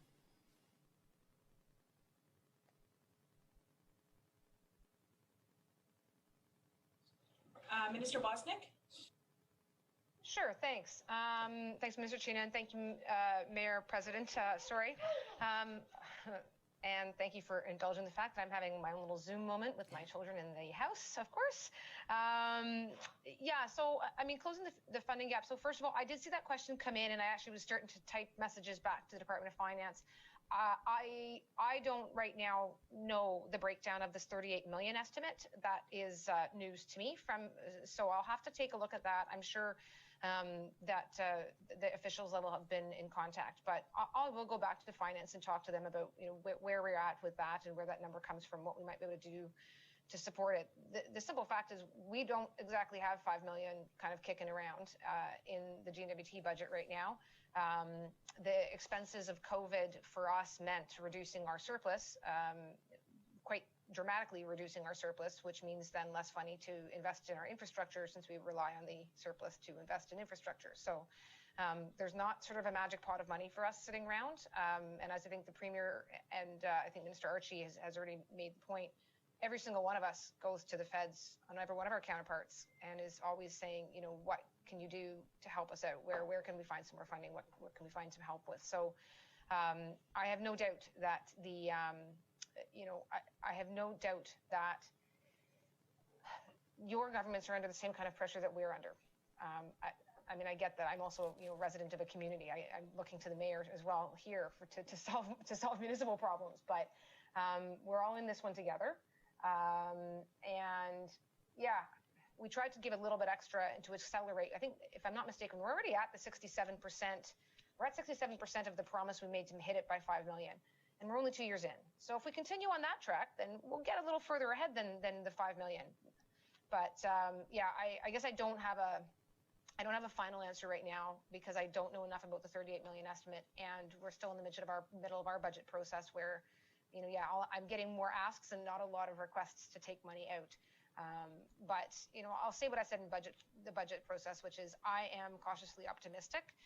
I'm cautiously optimistic because I think there's a lot of people that are pulling in the same direction right now. And if that's the case, then hopefully our budget will start to be a little more, flexible over time. But yeah, look, right, I don't have an easy or good answer for you today. But yeah, we'll take it away and we'll look at it. And I'll give you one last piece of good news, which is that you certainly have a lot of strong MLAs who are pulling for supporting community governments, and they are certainly reminding us of that all the time. So maybe I'll stop there, and if there's a follow-up, happy to take it. Thanks. Thank you, Minister Wozniak. Minister Simpson, we have had a request if you could also address the question about NWT treatment centers. Thank you for that. Justice is sort of at the end of the line of all of these problems. We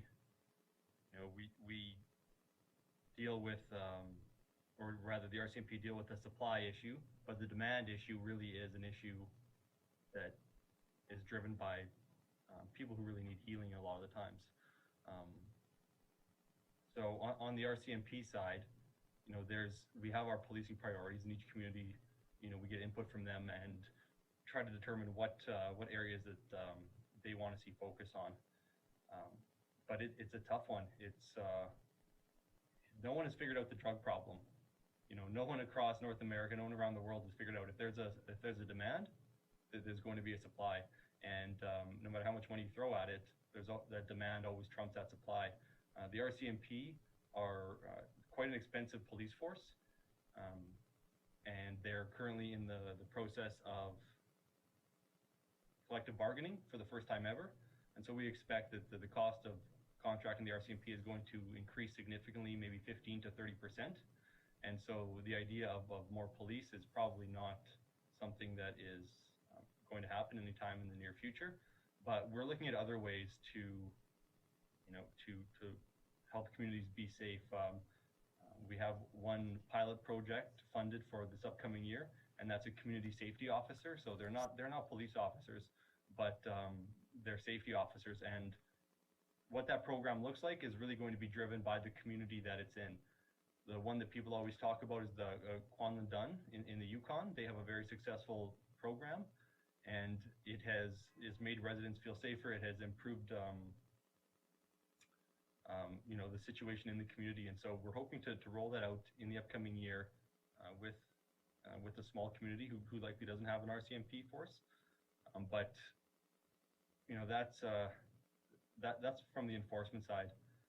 From perhaps the correction side, we are moving to implementing the new Corrections Act, which will move the system towards more of a focus on rehabilitation, on reintegration. And right now, while we say that it is focused on rehabilitation and reintegration, it's really a system based on retribution. It's an old school correctional system that puts people in jail to punish them. And while we do offer programs, it's not, that wasn't the design initially. And so now we are designing it for rehabilitation and reintegration. And we hope to make some progress there as well. And it's going to take all of us, it takes a village. And it really does take that collaboration between all departments. One of the other things that Justice is doing, I mentioned earlier, is the integrated services delivery. So there's people who have complex needs, and often those are the people who, they dabble in the hard drugs, and they're engaged with housing, they're engaged with income assistance, they're engaged with the healthcare system, and they're not being served very well by the system that we have in place because it is so fragmented. And so by designing a system that has a focus on people who have complex needs and making it easier for people to access our services, I think we'll be able to better help people as well access the help that they need. So those are a couple of the things that are on the justice side. Thank you. Thank you, Minister. The next question we have, excuse me, is community governments are the first responders when it comes to social issues affecting residents, and the GNWT through its departments are their support systems. Acknowledging the sentiment given by the Premier and several other ministers, the question is this: if the GNWT departments are the supports in which the communities rely on, what is being done, other than closing the funding gap, to effectively remove the barriers that hinder the ability to improve and strengthen the capacity communities already have to respond to these issues?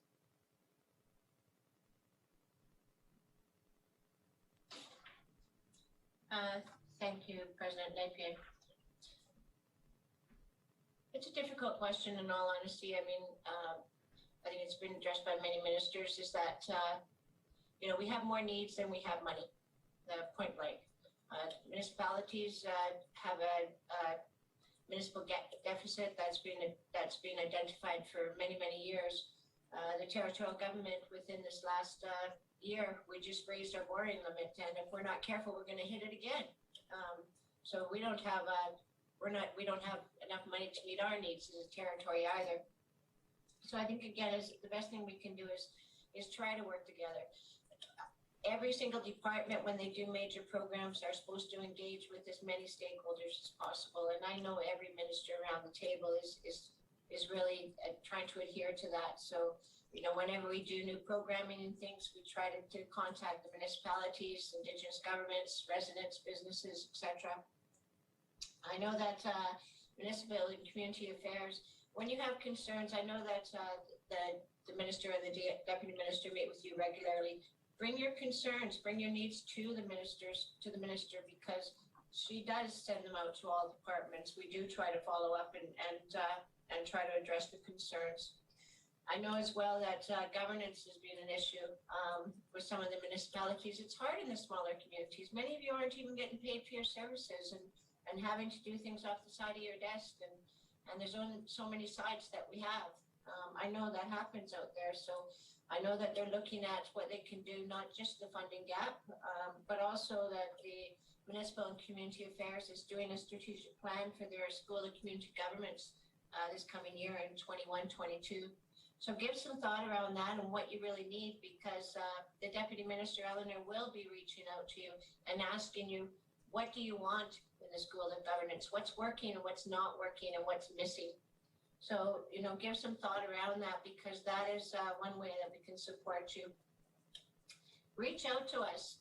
Don't feel afraid to. I know that my department is Indigenous governments. Most every chief, some of them on this call, have my number. And if they don't, I have theirs listed in my phone. Whenever you have an issue, reach out to your minister. That's what she's there for. Tell her what your concerns are. Her job is to bring it forward to us. And don't forget your MLAs as well. MLAs, like Minister Wozniak said, are a powerful force in the House. If you've got community needs and you're thinking that you've been neglected or that the government's not hearing, you know, bring it to the attention of your MLA. Their job is to bring it forward to government, to hold us to account. So you do have avenues to be able to work with. Again, we can't address them if we don't know. So bring forward your concerns to the Department of Municipal and Community Affairs. And each department, they'll forward them to the departments, and we will try to, if we can't, we're not going to be able to solve world peace in 3 years, 2.5 years left. We all know that. But we do want to work with you.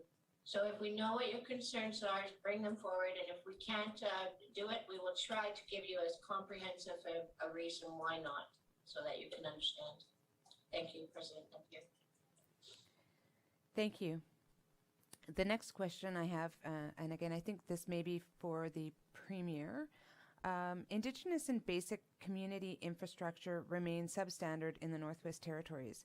Connected water and sewer mains, schools, recreation centers, and internet. Is the GNWT willing to work with communities to seek COVID-19 community resilience stream funding from the federal government to address the school infrastructure needs in the communities of Bdec and Gnwt, and work in collaboration with them and the City of Yellowknife to address the joint water main replacement project?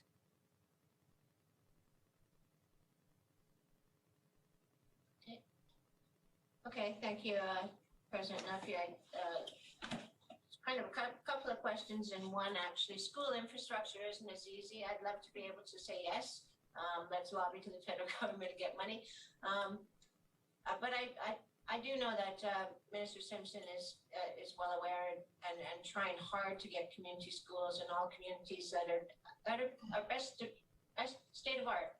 However, it's not as easy as just getting the money. You need to have a plan. You need to have, there's all kinds of, it usually takes about 3 years if I can remember back to my education days. So from the moment we say we need a school till we do up the plans, do the assessments, do all of the consultation, till we even get a project off the ground. So I'd love to say, yes, let's get her done. But it's not as easy as that happens. But reach out to the minister. I know he's trying to help. The other things with, other things, there is going to be money for COVID-19. So I don't believe the budget's come out yet, but the federal government in the speech from the throne said COVID-19 is one of its major objectives in this new coming up budget. So what I'd recommend is, I've been already saying, because I know that there was money to the community governments and the Indigenous governments. I've been saying, give them money, give us money. But maybe it might be a good idea, and I don't know if Sarah might, or President Napier, you want to work with Eleanor on that. If we could have some kind of a coordinated ask from the municipalities for the COVID-19 money, that might help us all. So I know it might be a lot of work, but and we don't have a lot of time for the budget. But I have talked to the federal government, and they've said, send in your needs for COVID-19. So versus me just saying, give the municipalities money, if you could actually work together and give me a figure, that would sure help me. And I could say, give the municipalities this much money, that would help me as well. So what I'm saying is, let's work together. But if you can do that, President Napier and maybe Sarah, work with MACA to get your needs together, then that would help me in my lobbying as well. Thank you. Thank you, Premier. We have, as the NWTAC, presented to the House Standing Committee on Finance, especially in regards to needs for the communities, and we always welcome the opportunity to work with the GNWT for a joint ask and for support. The next question I have is, how do we help community members that live in housing units that are taking care of couch surfers or homelessness? People that are living in housing are limited with water delivery based on the number of people in the unit. Can the water amount be increased if identified using the tenant officer or even the community leadership? Thank you, President Napier. The question had been brought up during the first orders that were established by the Chief Public Health Officer, looking at the amount of water and sewer deliveries and pump outs that were happening in the smaller communities. If this is an issue in a specific community, I would like to receive that in my office so I could directly deal with that specific community and looking at what the water and sewer increases may look like for that area. Thank you, President Napier. Thank you. We can follow up with that community to connect you together. Will there be an opportunity for communities to speak directly to the ATIP working group regarding implementation and concerns?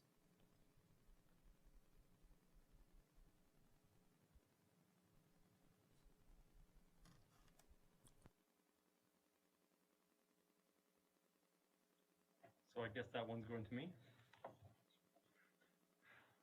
So as I understand, there is NWTAC is involved with the GNWT on how to implement ATIP, and I'm not sure if the Minister of MACA knows more about this than I do with the NWTAC's involvement, or perhaps President, you can let me know if that's what you mean, or are you talking about a GNWT working group? I'm not quite clear.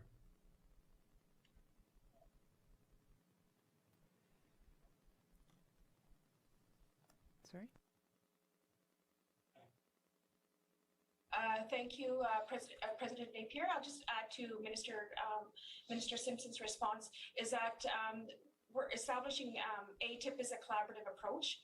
We are working with the communities, Department of Justice, and within ourselves, and we should have something prepared. I want to say, like in the next few months, I guess, to bring forward. No, we said 12 to 18 months to develop an implementation plan. Okay, yeah, and like the Deputy Minister had said, I thought it was going to be the next few months because I'm actually operating in election time. We have 2.5 years, and I would like to see this actually completed by the time I'm done within this election year. But it would be an approach I would keep the NWTAC informed, and also my colleague for Department of Justice as well. Thank you, President. Thank you. And just as a note, there is, I think, some priority expressed in regards to the water issue and the, I guess, kind of the hidden homeless, the couch surfing issue in the community. So just a reminder that that is a priority, and we will connect the community with the minister. Minister Simpson, you have a comment? Yeah, sorry, and I can add a bit more clarity here. So there MACA and Justice have drafted terms of reference to establish a working group, and I guess that it is not as far along as I thought it was, but it will include representatives from NWTAC and LGAN. So I was a little confused about the NWTAC speaking with the working group because they are going to be part of the working group. So yeah, I just wanted to throw that out there that that work is happening and ongoing, but it has been delayed by really staffing challenges in the Department of Justice. The ATIP coordination has been centralized, and we've had a lot of trouble staffing those positions, and that's been holding things up. So apologies for myself on that. Thank you. Thank you, Minister. I have a question, and it's going back to the reduction of red tape. And we have had an incident in Fort Smith, and just kind of looking at the red tape within the government departments and with the communities, where ENR had $50,000 to do fire smarting around our community, but then was blocked by the Department of Lands, so that they would not be able to complete that fire smarting by the time the funds needed to be spent. So what can we do to, I mean, the fire smarting is a major issue, not only for our community, but other communities across the North. And this isn't an issue that we would like to see happen to other communities. And we would like to see that money spent even now before March. So what can we do as a community to help remove that red tape so that within the GNWT departments, they can work together to help protect our communities?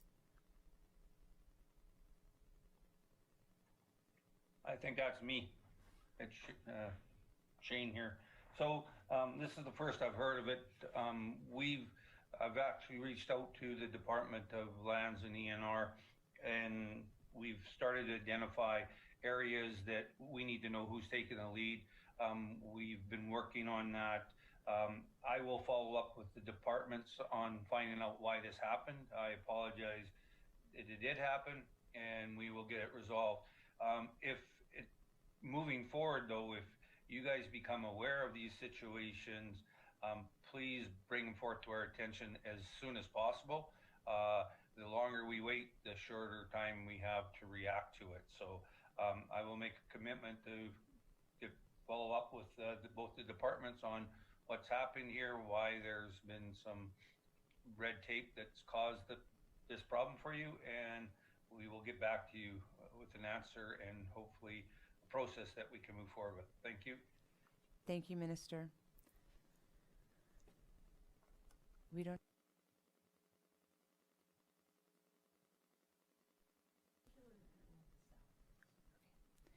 Do we have, so we have for the red tape work, is it a working group? If so, what is the, okay, so we do have, Sarah is on the working group. What is the rest of the membership? And can the minister elaborate on how the work will happen? Yeah, thanks. I am happy to talk about this one. It actually hasn't had as much maybe attention as the procurement review. I mean, it's obviously a much smaller project, but at the same time, I think it's actually one that's really important. So, you know, at the risk of taking Sarah's opportunity to talk and maybe give us all a break, I'll just keep going. But let me just see if I can pull up the I have my working group draft terms of reference here. So noting that it is draft, but it'll at least give you a sense of where we're going with this. So we have the Department of Finance represented, Department of ITI is on there, Department of Infrastructure is involved. A member from the Business Advisory Council, I believe the chair, obviously NWT Association of Communities. And then what I'm missing from this older document that I've clearly pulled up, we also wanted to ensure that there's representation from outside of Yellowknife. So I believe the ITI and infrastructure representatives are the regional superintendents from outside of Yellowknife. And similarly, we have from Norman Wells, I believe we have someone from Norman Wells on there, and I'm trying to think if it's the chamber that's represented. I think, yeah, Sarah's nodding. Thanks for saving me, Sarah. So the goal here is focused on small businesses. And the first step is to put up sort of a database, sort of a collection of, and so yes, and you asked about whether it's a working group, it is a working group, meant to pull together what are some of the regulations that impact on small businesses, gather that all up, because, you know, the simple reality is, you know, I don't think there's any harm in acknowledging that sometimes the government simply doesn't know all of the different parts. I mean, there's not one person in the government right now that can say what are every single barrier, everything from ITI to finance to a taxation issue to a, registering for your business license. All of those things don't happen all in the same spot. So pulling that all together so that we have a clearer picture of what small businesses are being asked to do. Well, hopefully that's a critical starting point. And then the goal, I mean, the question to be asked is the regulation there frankly necessary, or is it duplicative? And making sure that what we want to accomplish is maintaining protection of workers, maintaining environmental protections, but not having regulations for the sake of it, and ensuring that the regulations that we have accomplish the goal that they're supposed to accomplish, and not more, and not so that it's as fine-tuned as possible. So. And while I like to think that sounds straightforward, I suspect that there's always going to be different ways of solving the problem. So that's the beauty of having the working group there, is that you have folks from government who can say, well, here's how the government processes are working and why we have them the way we have them, but also people from outside of government who can say, well, look, our perspective is that this is not going to work for these reasons. So bringing those folks together to get the database together and to get then a plan of how we'll start to tackle it. So that I'm apologize. I feel like, Sarah, I should ask you. I think there was a goal to have the working group meet already, but I don't know if that's happened or not. So if it hasn't quite happened yet, I think there's a goal to have them start meeting as soon as possible. I know we are hoping to, we Department of Finance as lead, we are actually hoping to start having some changes happen, this spring as early as possible. So, as something's identified, and as a solution's identified, to not just sit on it, but to start to roll it out, even as we're still going. There you go. Thanks. Go ahead, Sarah. Yeah, we have had one meeting, but it really was just to discuss the terms of reference. We haven't really gotten to work yet, but soon. And I will be reaching out to all of you to identify, as part of my role, to identify where you may be seeing red tape barriers. So watch for my requests on that. Thank you, Sarah. I have a question, and I'm not sure if this goes to Minister Wozniak,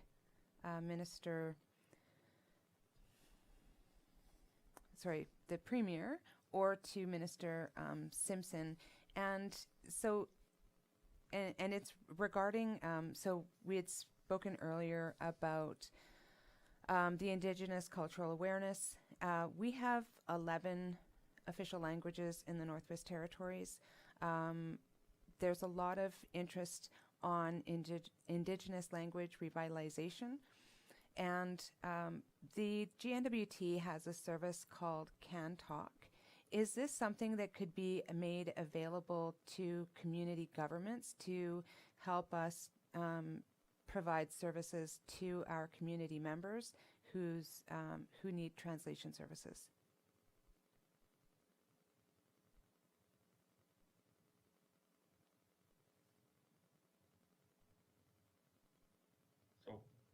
Premier?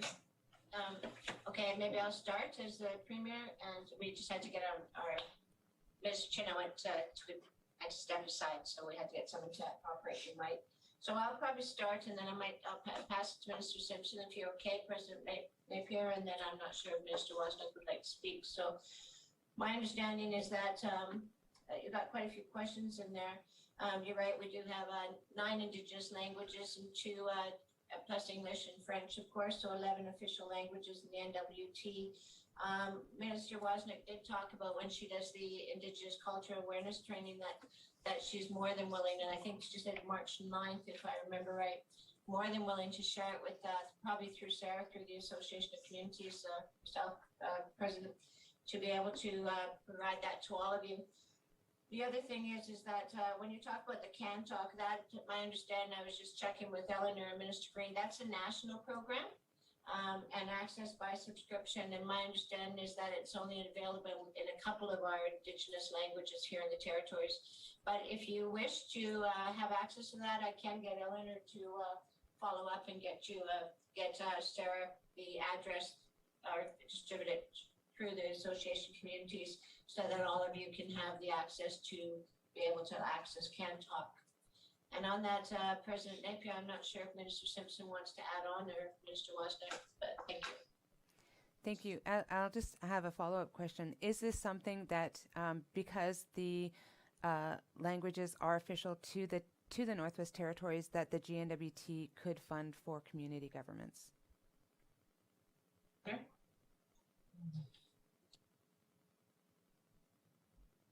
So I don't have much to add here. That's probably a question for MACA. But I was just going to say that I think CanTalk is a subscription service. The GNWT doesn't have a languages bureau. We are working on revitalization and increasing the number of language speakers and increasing the number of translators and interpreters, but we don't actually provide that service. So I think the Premier probably gave all the information that we have. Thank you. The only thing that it's Premier Cochrane, the only thing I'd add to it, I was speaking to the Deputy Minister, Eleanor, and she says that she'll get the information on the CanTalk and maybe work with Sarah to kind of find out what the information, what languages are in, and see if there is an interest with sharing that throughout. We don't know the cost of that at this point though, so, but we'll work with the association to see what we can do. Thank you. Thank you. I'm not sure, Minister Wozniak, if you had any comments to that, but if you don't, okay. So I'll just ask, are there any outstanding questions from the floor for any of the ministers or for the Premier?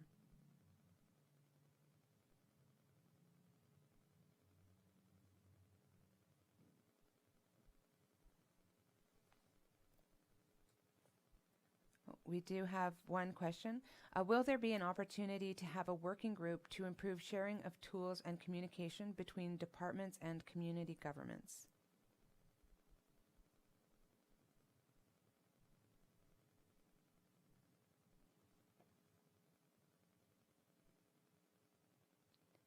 Okay.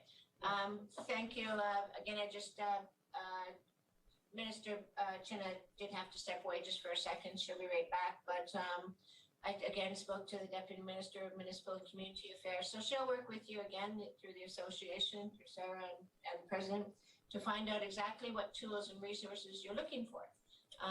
It's one thing to say, start a working group, but if we don't know what you're needing, then I don't want to do just working groups for nothing. So, but if we can try to find out what exactly you're needing, then it might be a working group and it might not be, depending on what the needs are. So, but Eleanor has committed that she'll reach out to work with the Association of Communities and find out what a little bit more in depth what that question is. Thank you, President Napier. Okay, thank you. I will ask the Deputy Mayor if they wish to expand on the question.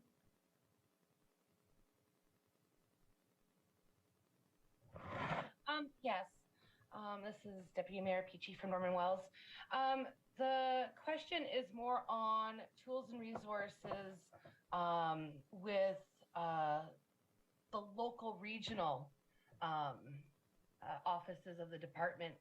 There doesn't seem to be as much communication or want to speak with the local governments on issues that all of them have. It may not be the same. We all want to fix certain issues, and they're different in some aspects, but there doesn't seem to be a drive or a want to actually sit down and discuss it in full to come up with a solution. And I would like to see some work being done in expanding the communication and the inter-networking of the departments and the governments on a local level to actually get better communication and better support for communities and residents.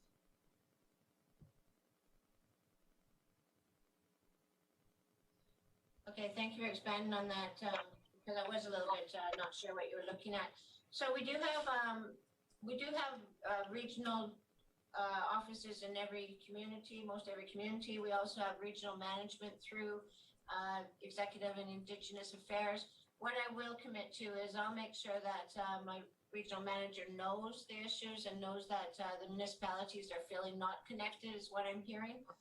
And so I'll get my staff to actually look into how we can actually work better. So the regional officers would work better with the municipalities. So I can't give you an answer on what that will look like, but what I can commit to is that we will start asking those conversations, and I'll get my staff to get on that right away. Thank you. Thank you, Premier. I will just put out another question to see if there are any outstanding questions from any of the communities for the ministers or for the Premier.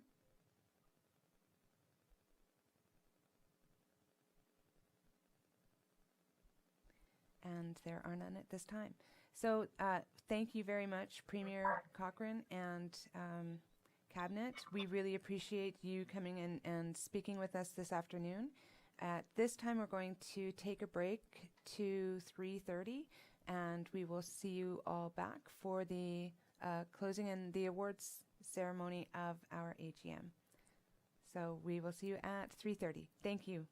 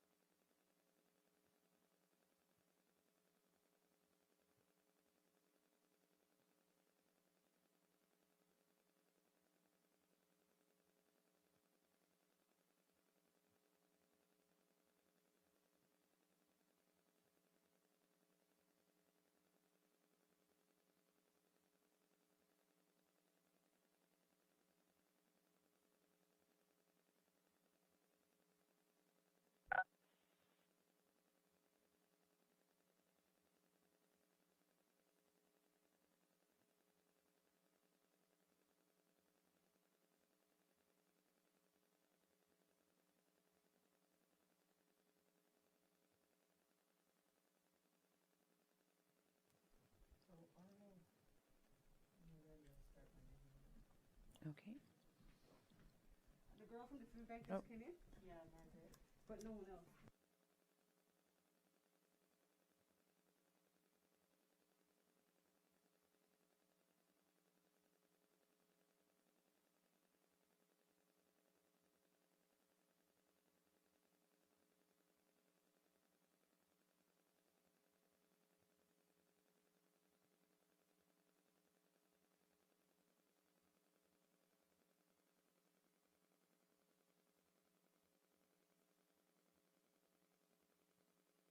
At this time, we are just waiting for a few of our. He muted everybody. Okay.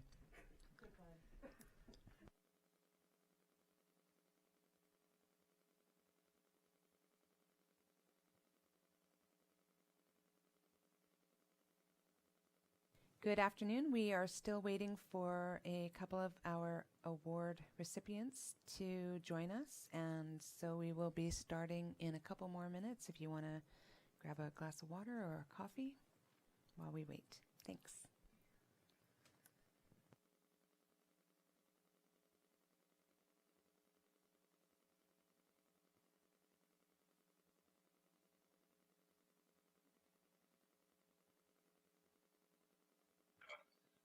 Hello, Mike. Hey, how are you? I can't hear you.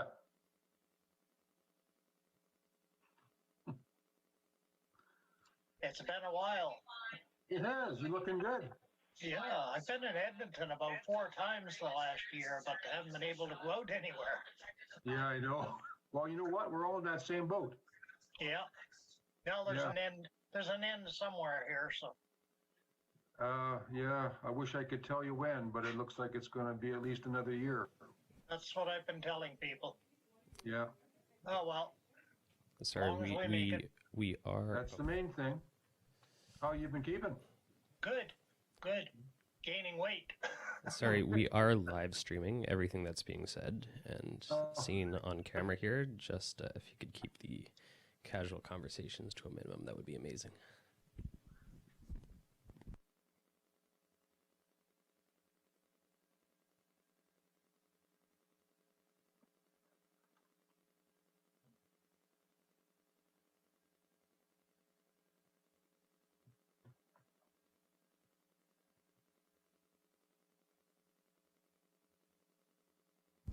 So you can talk if you want, but I just need to let you know that it is being live streamed. So Thanks very much.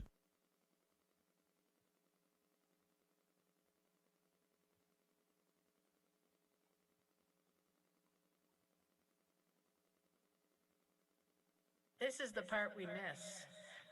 Yes, that's right.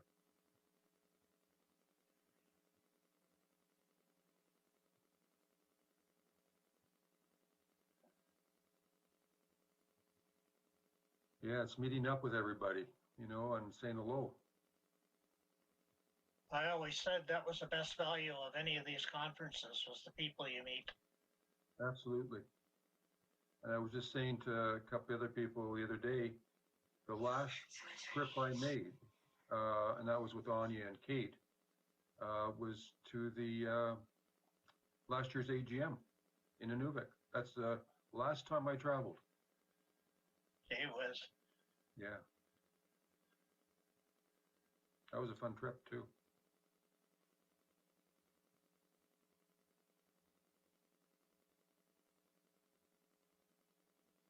One of the benefits of doing this online, we have an opportunity for a lot better attendance, especially for ministers who in the past, some of them were traveling and so on and couldn't attend. Doing it virtually, it's been great in that respect. Yeah, that's true. Yeah, I find that too when we have these virtual meetings with even between our offices that there's more participation. Yeah. Yeah, because you got more time. There's less travel time now, as you're saying. And it's cheaper. Way cheaper. But again, as we talked about, you missed the social aspect of it. That's the best part of is to meet everybody and meet new faces. And find out Exactly. what's going on. You know, that's the best part of having the AGMs and coming up there to see all of you. Yeah, exactly.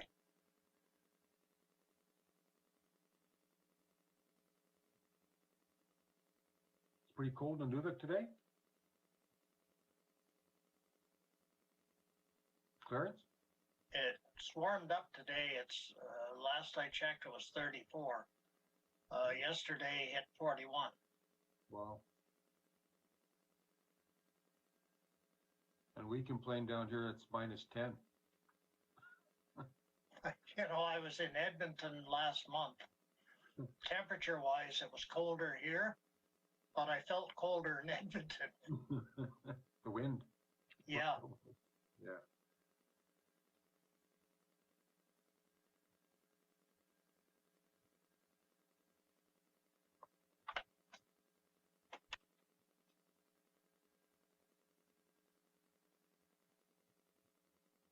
Those are pretty nice looking fish behind you. Yeah, we had a long break. So,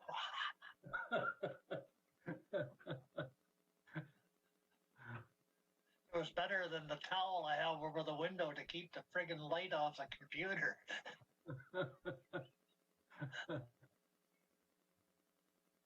Are those from up your way? They were caught up your way?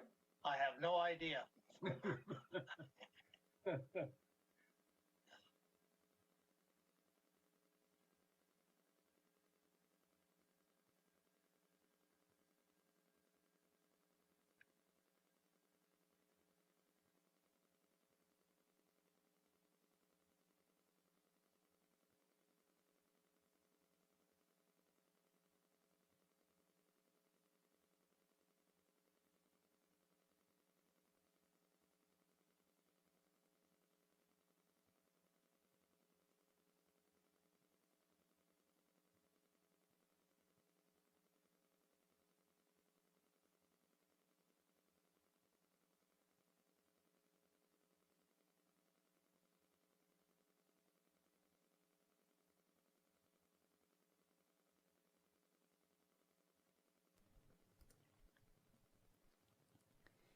Good afternoon and welcome back.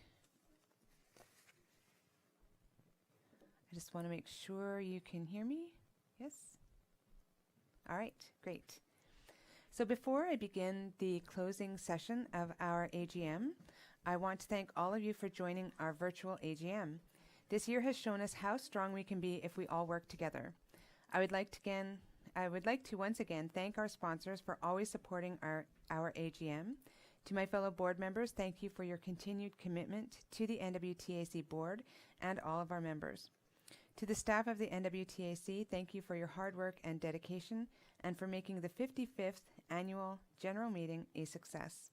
We look forward to hopefully meeting in person next year.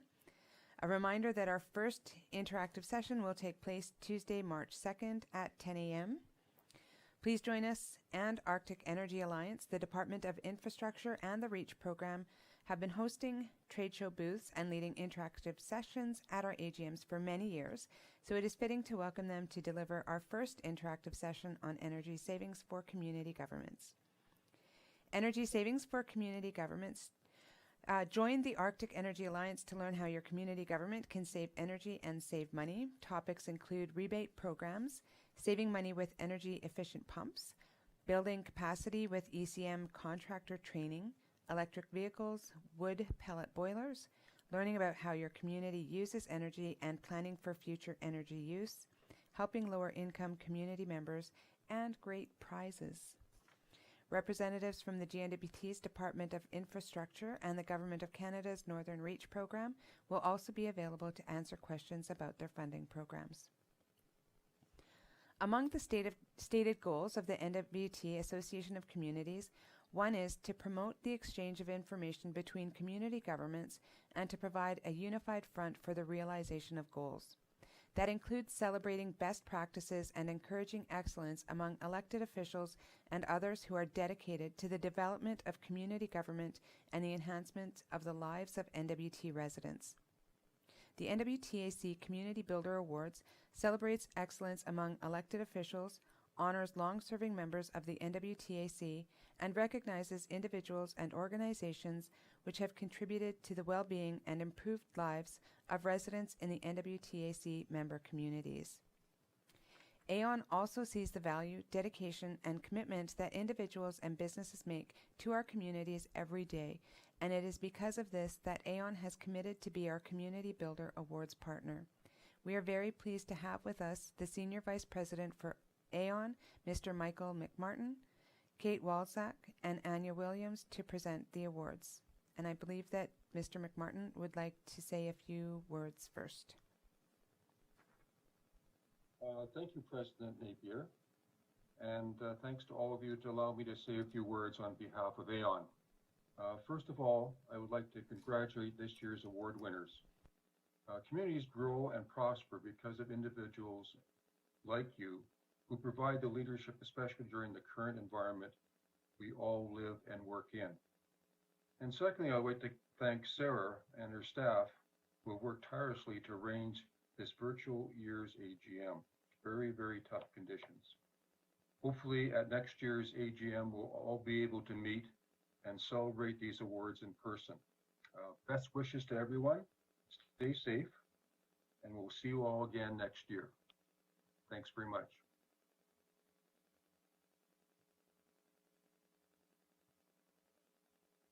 So it is with great pleasure that we present the first award of the afternoon.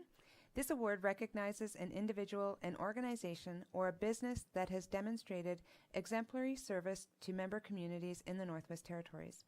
This could be in the area of infrastructure development, volunteerism, youth development, or other significant contributions. NWTAC is pleased to present the 2021 Community Service Awards to Ross Potter, Fire Chief of Hay River.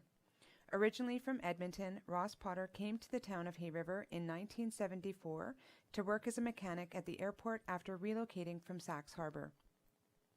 In 1977, he decided to become a volunteer firefighter and has been involved with the department and emergency services since, minus a few breaks. Mr. Potter has been the chief of the town of Hay River's fire station for the past 10 years and was the town's volunteer fire chief for about 12 years prior. Mr. Potter has done valuable work for the town of Hay River for the past 10 years. Because of his team's effort, the Hay River Fire Department managed to have the greatest proportion of the Hay River Fire Department all become certified firefighters. Through the years and under his direction, the town's medical team has become better. They built some effective emergency plans for the town and developed fire prevention work with the town.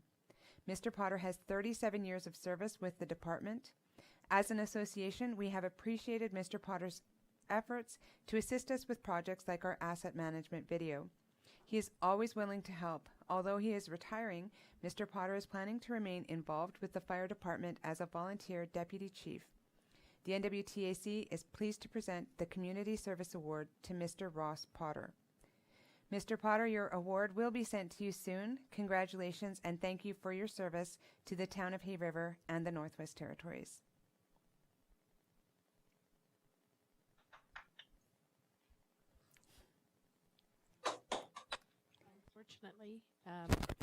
Unfortunately, Mr. Potter mentioned that if he was on call and he may not be able to join us. I don't know if maybe Mayor Jameson wanted to make a comment. Mayor Jameson, would you like to speak? As soon as I can unmute myself. Thanks, guys. I know personally working with Ross, he is always on top of things, and especially since I took office, we've been through a dump fire, we've been through a high-rise fire, we've been through flooding, we've been through many disasters together, so I have nothing but good to say about this man and his exemplary work, his dedication to the department is unmatched, I'm sure.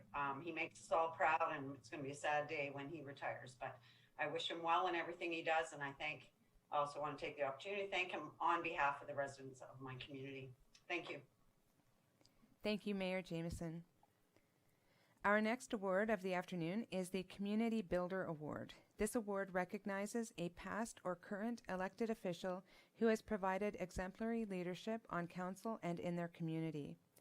Born in Fort Norman, Northwest Territories, which we all know as Toledo now, our next award winner has been a familiar face around the table of our AGMs for many years. He served 3 terms as the Mayor of Toledo from January to December 1993 and 2 terms back-to-back from January 2015 to December 2020. He served many terms as the President of the Fort Norman Métis Community, which he is currently the President at now. He has a lifetime of service throughout the Northwest Territories. On his spare time, he likes to spend time with his kids and grandkids and to go out boating on the Mackenzie River, hunting for traditional food for his family when he has the time away from his work duties. Ladies and gentlemen, please give a round of waves to this year's Community Builder Award recipient, Mr. Rocky Norwegian. Congratulations.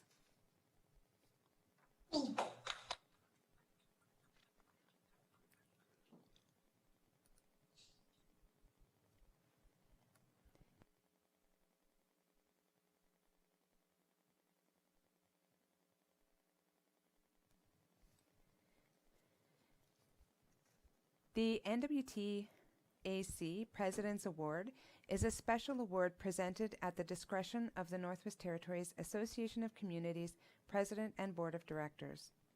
In a year where we were constantly told to wash our hands, stay 6 feet apart, wear a mask, avoid crowds, only allow 5 people besides your family in your house, stay home, stay safe, we sought the advice of those who worked countless hours to ensure the safety of the Northwest Territories and of our residents. The recipient of our President's Award showed through example and commitment that if we stayed the course and followed the rules set out by our Chief Public Health Officer of the Northwest Territories, we could survive this pandemic and someday see a light at the end of a very dark tunnel.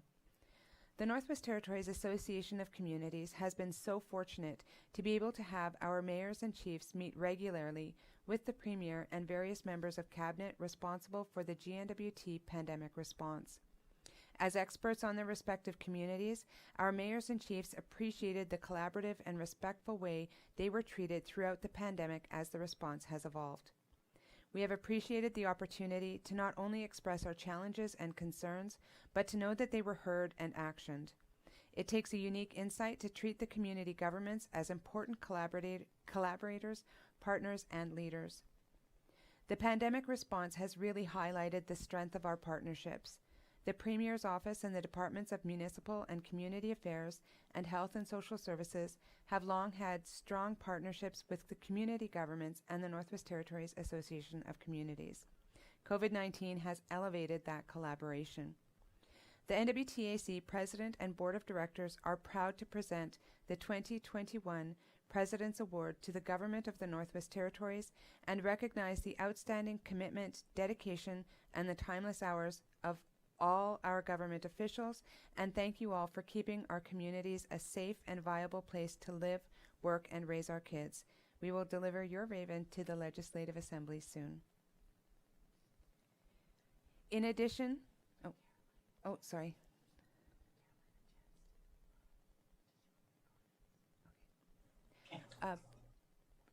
Premier Cochrane, would you like to make any comments? Yes, thank you, President Napier. It's a beautiful award. I seen it on the screen and I was commenting how beautiful it is and would be honored to have it in the Legislative Assembly. But this award that you're giving, it represents so much more than just the government's response to the COVID-19 pandemic.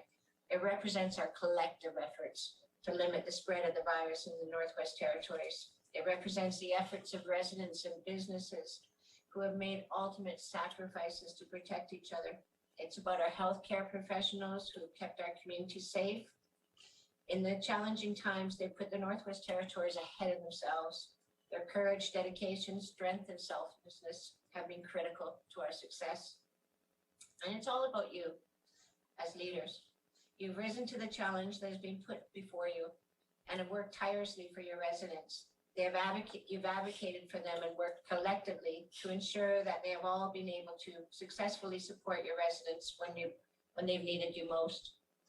From day one, we always said that protecting the health and the well-being of residents and communities was our most important priority, but it wouldn't have been possible without you.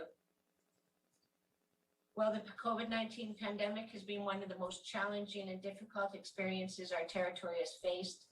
It's been revealed that when faced with such a crisis, we're all able to do what's needed to protect our residents and our communities as long as we work together. I'm truly proud and humbled by all you've done for the Northwest Territories. No matter what's before us, the hard work and collaborative spirit that we have all shown during this pandemic gives me confidence that we can achieve anything.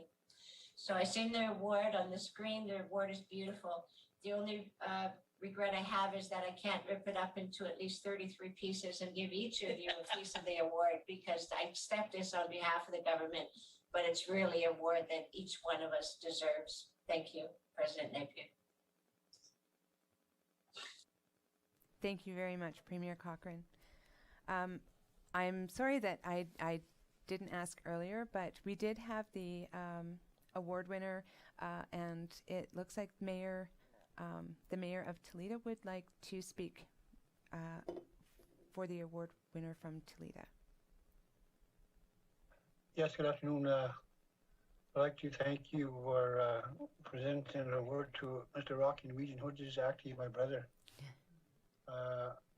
For being the past mayor and past, he's actually the president of the Métis Association now today, and he's been on mayor for the last few years, and he has done a lot of work with the community in Toledo. I know him as a brother and as a family member, so he has done a lot, and he always has put the people before him. He puts people before him before he looks after himself. And you're right. He is very happy to have his grandkids here with him when he ever has a chance to go see them.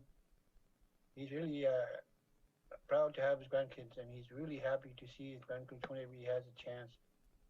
But most of the time, he's out busy doing what he's doing, doing it for the people, for the public, for the community of Toledo itself. And I wanted to say on behalf of the Hamlet of Toledo, I want to thank him for what he has done in the past year for the Hamlet of Toledo. And thank you very much. Thank you, Your Worship, for those kind comments in recognition of Mr. Norwegian. In addition to the presentation of the award, the President's Award, we would like to thank and acknowledge Dr. Cami Candola. The rollout of the COVID-19 response was swift, and many people should be commended, but it was clearly framed around the important, science-based, risk-informed decisions of Dr. Candola.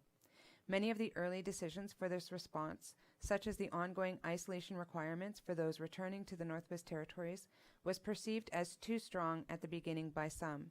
Yet here we are 1 year in with absolutely no community transmission.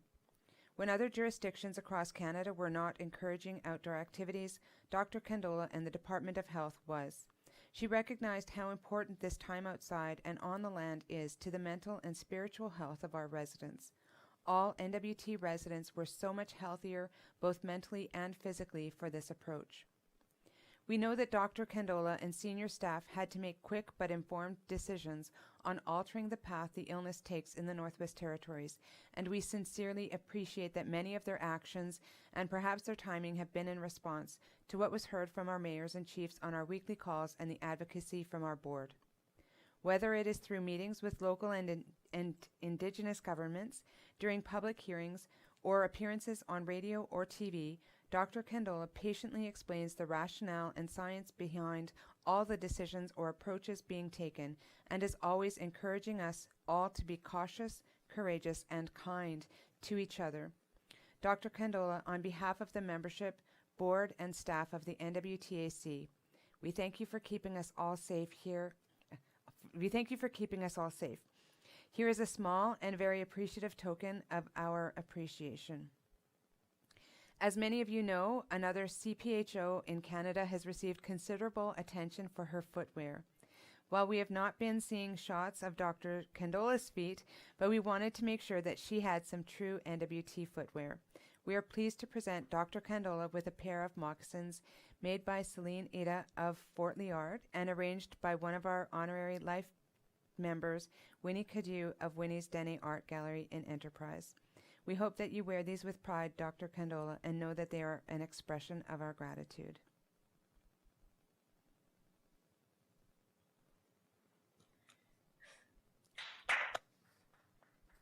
Thank you, Gabby. Thank you, everyone. It's truly touching. I remember my last overnight trip was actually an NWTAC meeting in Inuvik, and we were just starting. And I've had a number of years of relationship with NWTAC and projects, especially with Sarah Brown and her staff.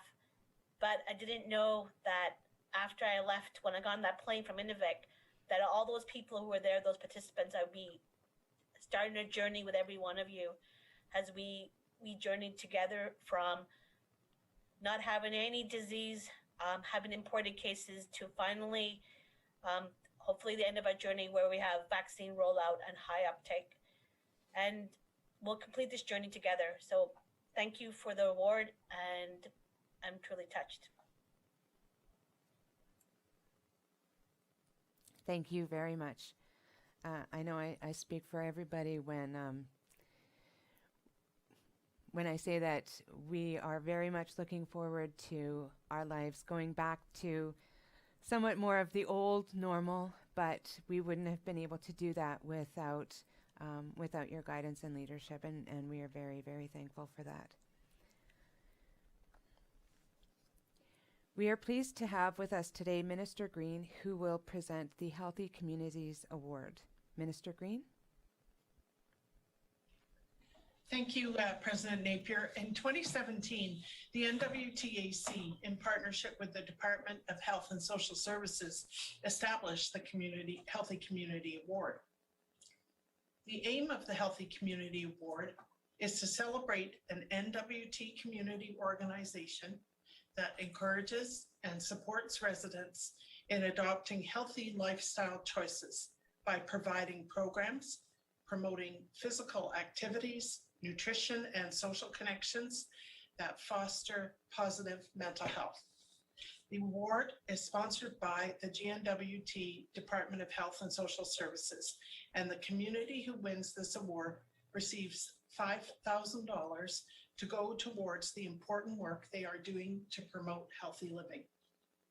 While many of us are fortunate enough to be able to keep our fridges and pantries stocked with our favorite foods, there are many Northerners who are living every day with hunger.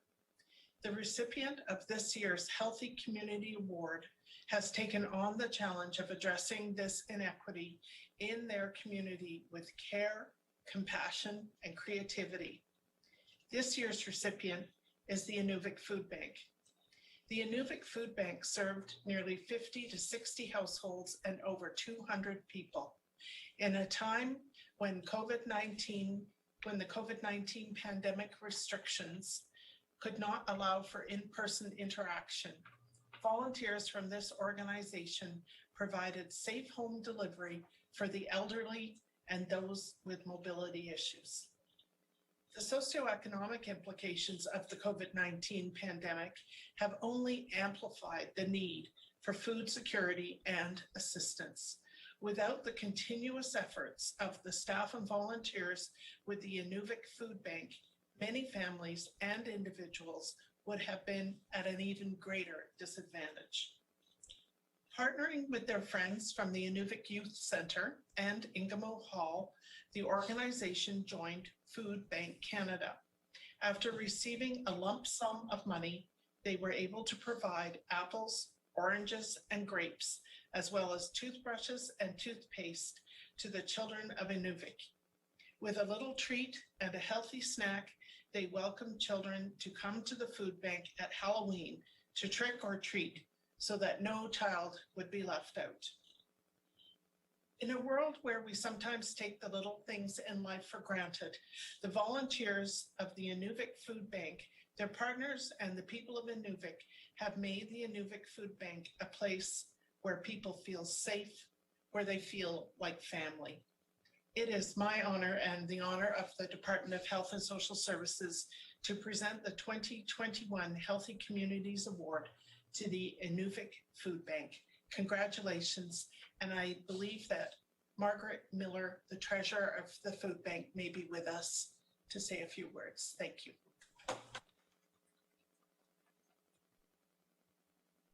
Love that picture. Look at that picture.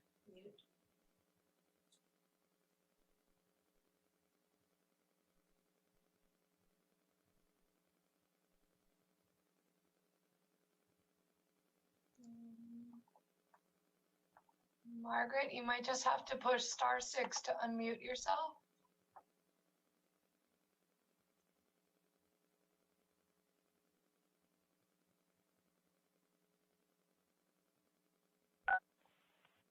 Oh, okay. Now you can hear me? Yes, we can. Oh, good. Well, on behalf of the Gnwt Food Bank, we thank you for this award and honor, and it's our pleasure to help our community. Because of COVID, the food bank has not been open to the public, so we usually have about 5 drivers delivering about 15 bags each of necessary food to our clients.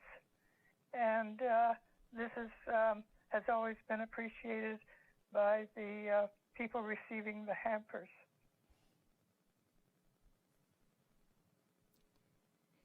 Thank you very much and congratulations. Thank you very much for this award. We are also pleased to have with us today Minister Thompson, who will present the Climate Change Resilience Award. Minister Thompson? Thank you, President Napier. Communities in the Northwest Territories are on the front lines of climate change, and we know many are putting it in a lot of work to prepare for the future. That work deserves recognition, and that's why we are pleased to sponsor the 2nd annual Climate Change Resilience Award. This award honors one community each year for going above and beyond, getting ahead of our climate change or changing climate and preparing their community to adapt and thrive in the decades to come. Along with this honor comes $5,000 to invest in continued climate change work for the community. The community receiving the award this year champion informed decision-making and youth engagement. Their work with partners in private, public, and research sectors to find the biggest risk and get plans in place to address them early. They led in climate change monitoring, both in their community and across traditional territory. With technology like marine radar and smart ice, they are improving safety for those who travel on ice. Youth in the community raise awareness through creativity, creating a film, educating audience across the country, around the globe about Arctic climate change challenges. And while they are not quite moving mountains, they have taken action to move buildings to keep their communities safe. It is my pleasure to honor Gnwt for their leadership in adapting to our changing climate. Congratulations to the Hamlet of Gnwt, Mayor Erwin Elias and Senior Administrative Officer Sean Struckley. Thank you. Congratulations.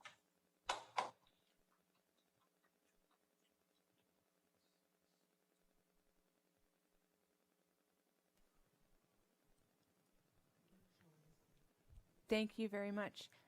Do we have any comments from Sean Stuckey or Mayor Elias?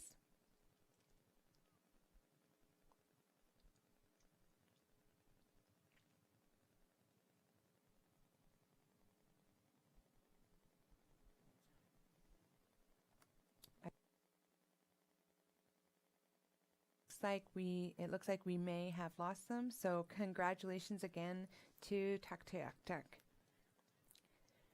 We are again pleased to have with us today Premier Cochrane, who will be presenting the Energy Excellence Award on behalf of Minister Archie.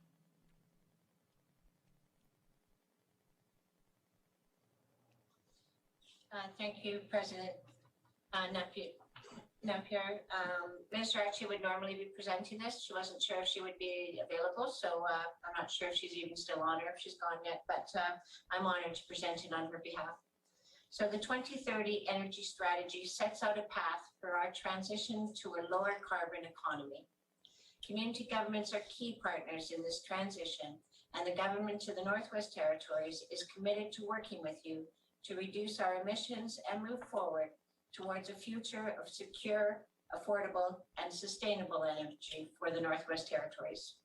In recognition of the critical role our community partners play, the Department of Infrastructure is pleased to sponsor the Energy Excellence Award. This award honors a community that is demonstrating leadership in conserving energy and improving energy efficiency. The award includes $5,000 to contribute to the ongoing energy work being completed by the recipient. This year's winner is being honored for their commitment to improve energy efficiency in their community. They have made great progress towards this goal in the past year, despite the restrictions imposed by the pandemic. With support from the Arctic Energy Alliance, this community has completed a very successful project to winterize 20 low-income homes in their community. During the project, a local resident received training, so now there is new capacity and expertise in the community to continue this important work. Energy audits are being completed on all community government-owned buildings with assistance from Arctic Energy Alliance. These audits highlight ways to reduce the use of electricity and heating fuel and help identify ways to save money. The community is enthusiastically embracing this opportunity and intends to implement recommendations from the audits to boost their energy efficiency and save money. By showing leadership, this community's efforts are fostering a climate where other groups are encouraged to complete audits and implement the recommendations. Arctic Energy Alliance has been very busy in our winning community, supporting audits and building capacity. Be sure and contact tonight's winner to learn about their progress on energy efficiency in their community. Congratulations to the charter community of Stigachek for winning the Energy Efficiency Excellence Award. I am happy to present the award to Chief Philip Blake and SAO Grant Scott. Your award will be forwarded to you. Thank you for all your work. Thank you, Premier. The Mayor, Chief Philip Blake could not be here for this part of the program, but he does thank you on behalf of the Charter and with the help of Arctic Energy Alliance for this award. He said it's an honor for our community and staff of the Charter who have all worked together on these initiatives with the support of the Council. Thank you very much.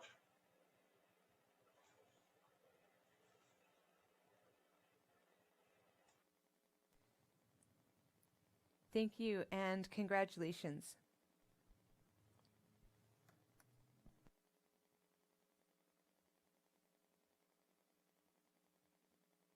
I will now pass the mic over to Mark Hike from Arctic Energy Alliance, who will announce the Community Energy Profile Contest winner. Thank you very much, Mayor Napier, and hello, friends. It's nice to see so many familiar faces.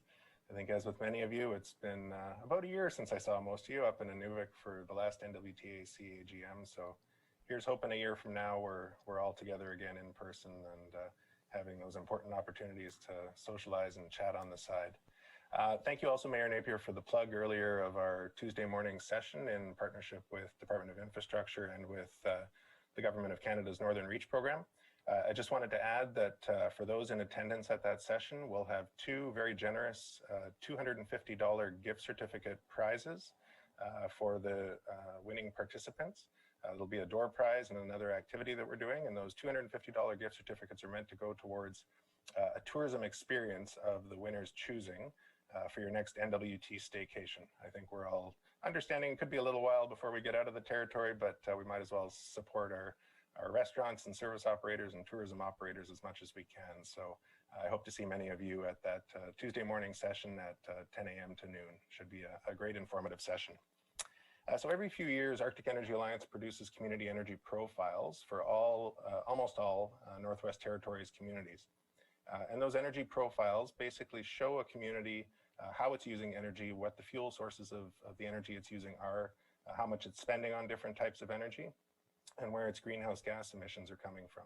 So they're a really important tool in determining how communities can reduce their environmental impact as well as save money on energy costs.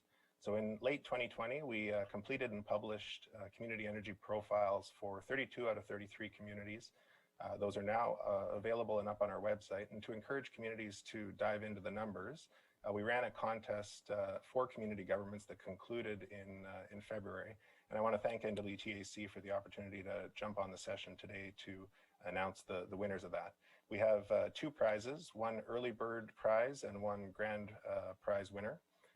The early bird prize winner will win $500 in donation to a community organization of their choosing. And the grand prize winner will win a $1,000 donation from Arctic Energy Alliance to a community or organization of your choosing. So we had about over a half dozen successful entries where the entries responded correctly to all 5 questions we posed. And the early bird prize winner is the charter community of Sigachik. So congratulations, Sigachik. You're doing great here today. It's been a great afternoon for your community, and we're excited to continue the work that we've started with you. You're very welcome, Grant. We'll be in touch. And the grand prize winner of $1,000 to a community organization of your choice is the Hamlet of Fort Providence. So I know Councillor Kutko won a prize from us last year up in Inuvik. So it's great that we'll be able to make a donation to a community organization in Fort Providence, and they're doing a lot of great work on the energy front as well. So thanks again for the opportunity to award these prizes, and hope to see a whole bunch of you on Tuesday morning. Thanks very much, Mayor Napier. Thank you very much, Mark. It's great to see you again. At this time, we are going to go into some door prizes.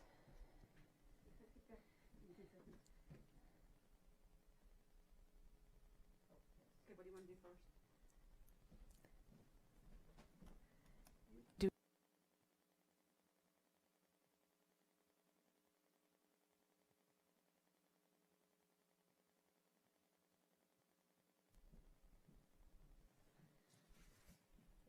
We don't know. Oh, I can't. Okay. I think I'm just looking to see if Minister Wozniak is still connected.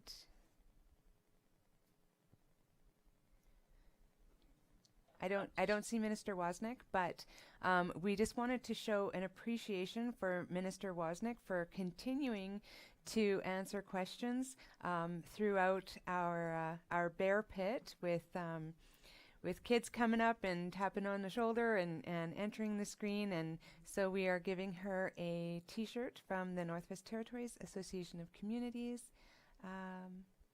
There we go.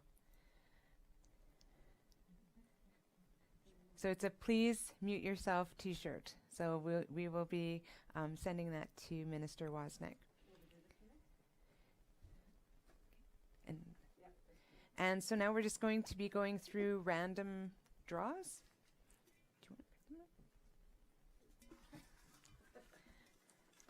Trying to pass on for somebody else to pick them out.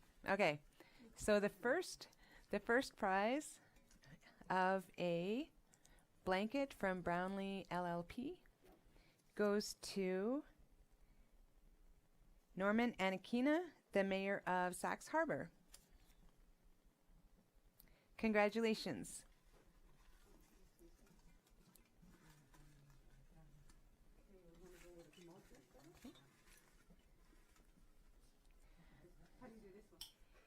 Now we have a mug. You're on mute, and that goes to Anna Williams from Aon.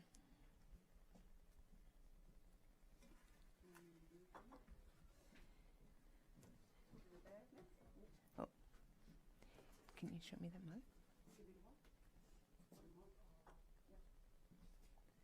So Anya, this is your new mug.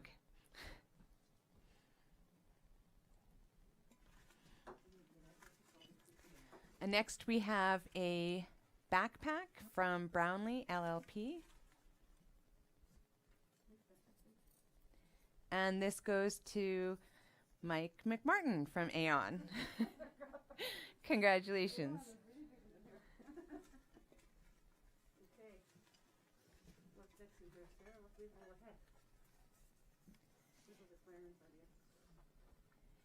And now we have a hat, a You're on Mute hat, going to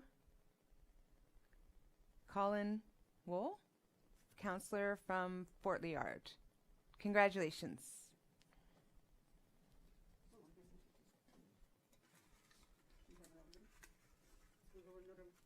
Okay. We have another You're on Mute t-shirt, and this is going to Sean Welly, Mayor of Fort Simpson. Congratulations.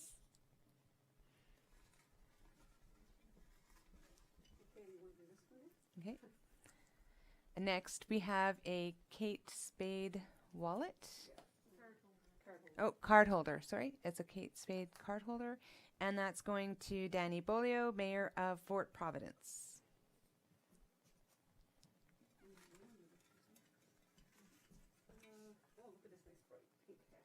Danny Bolio didn't even attend.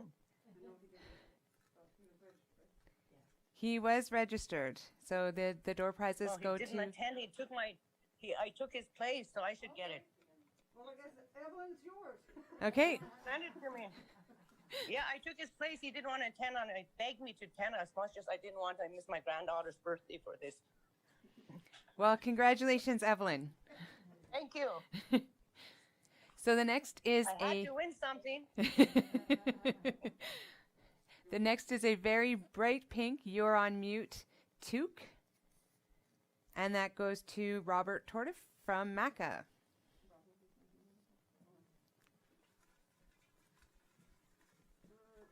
I'm still going? Mm-hmm. Okay. And we have another You're on Mute t-shirt going to Carolyn Wozniak.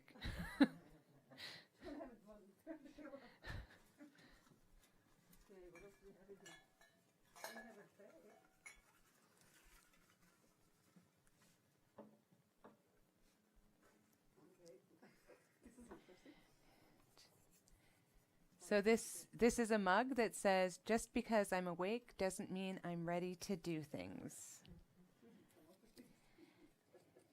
And that goes to Angela Littlefair, Director of MACA. Oh, that's nice. We have a Be Kind sign, something we've been promoting all through COVID. Please be kind. And that goes to Dana Moran, Gnwt MACA.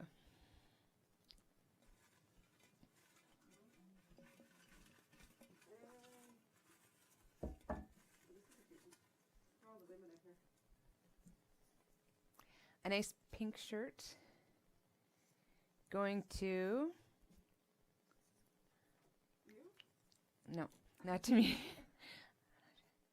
Oh, the mayor of Aeronautical. To... I'm sorry, I don't know how to pronounce his name.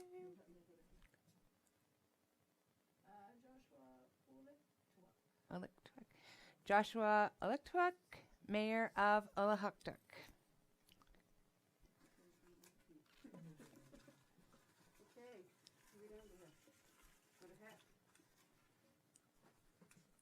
We have another You're on Mute hat.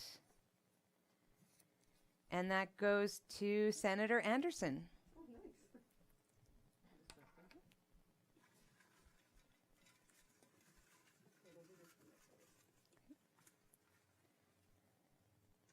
Another You're on Mute t-shirt. And that goes to Councillor Bernard from Toledo. Okay. Yeah. It's from Brandon too. Okay.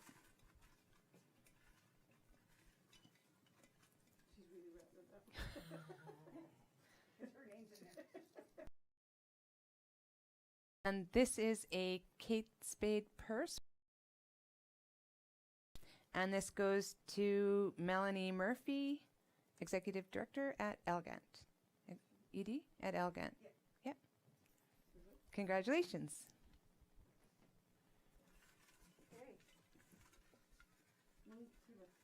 Okay, 2 more. A You're on Mute t-shirt going to Angela McKay, Councillor of Fort Res.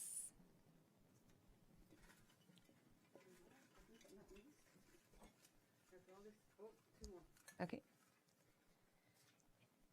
Oh, that's cute. We have a mug that says Work from Home Fuel, and that goes to Deputy Mayor Peachy from Norman Wells.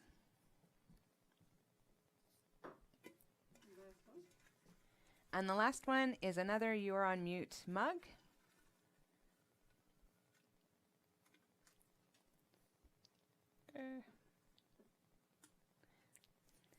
And that goes to Samantha Bea, SAO trainee in Toledo. So congratulations to all of our winners, all of our award winners tonight, and our door prize winners. Thank you all once again for your commitment and your dedication to this, your association. We hope that we will see all of you in person next year in Hay River. Please continue to follow the social distancing rules in your community. Stay strong, NWT, stay strong. Thank you very much.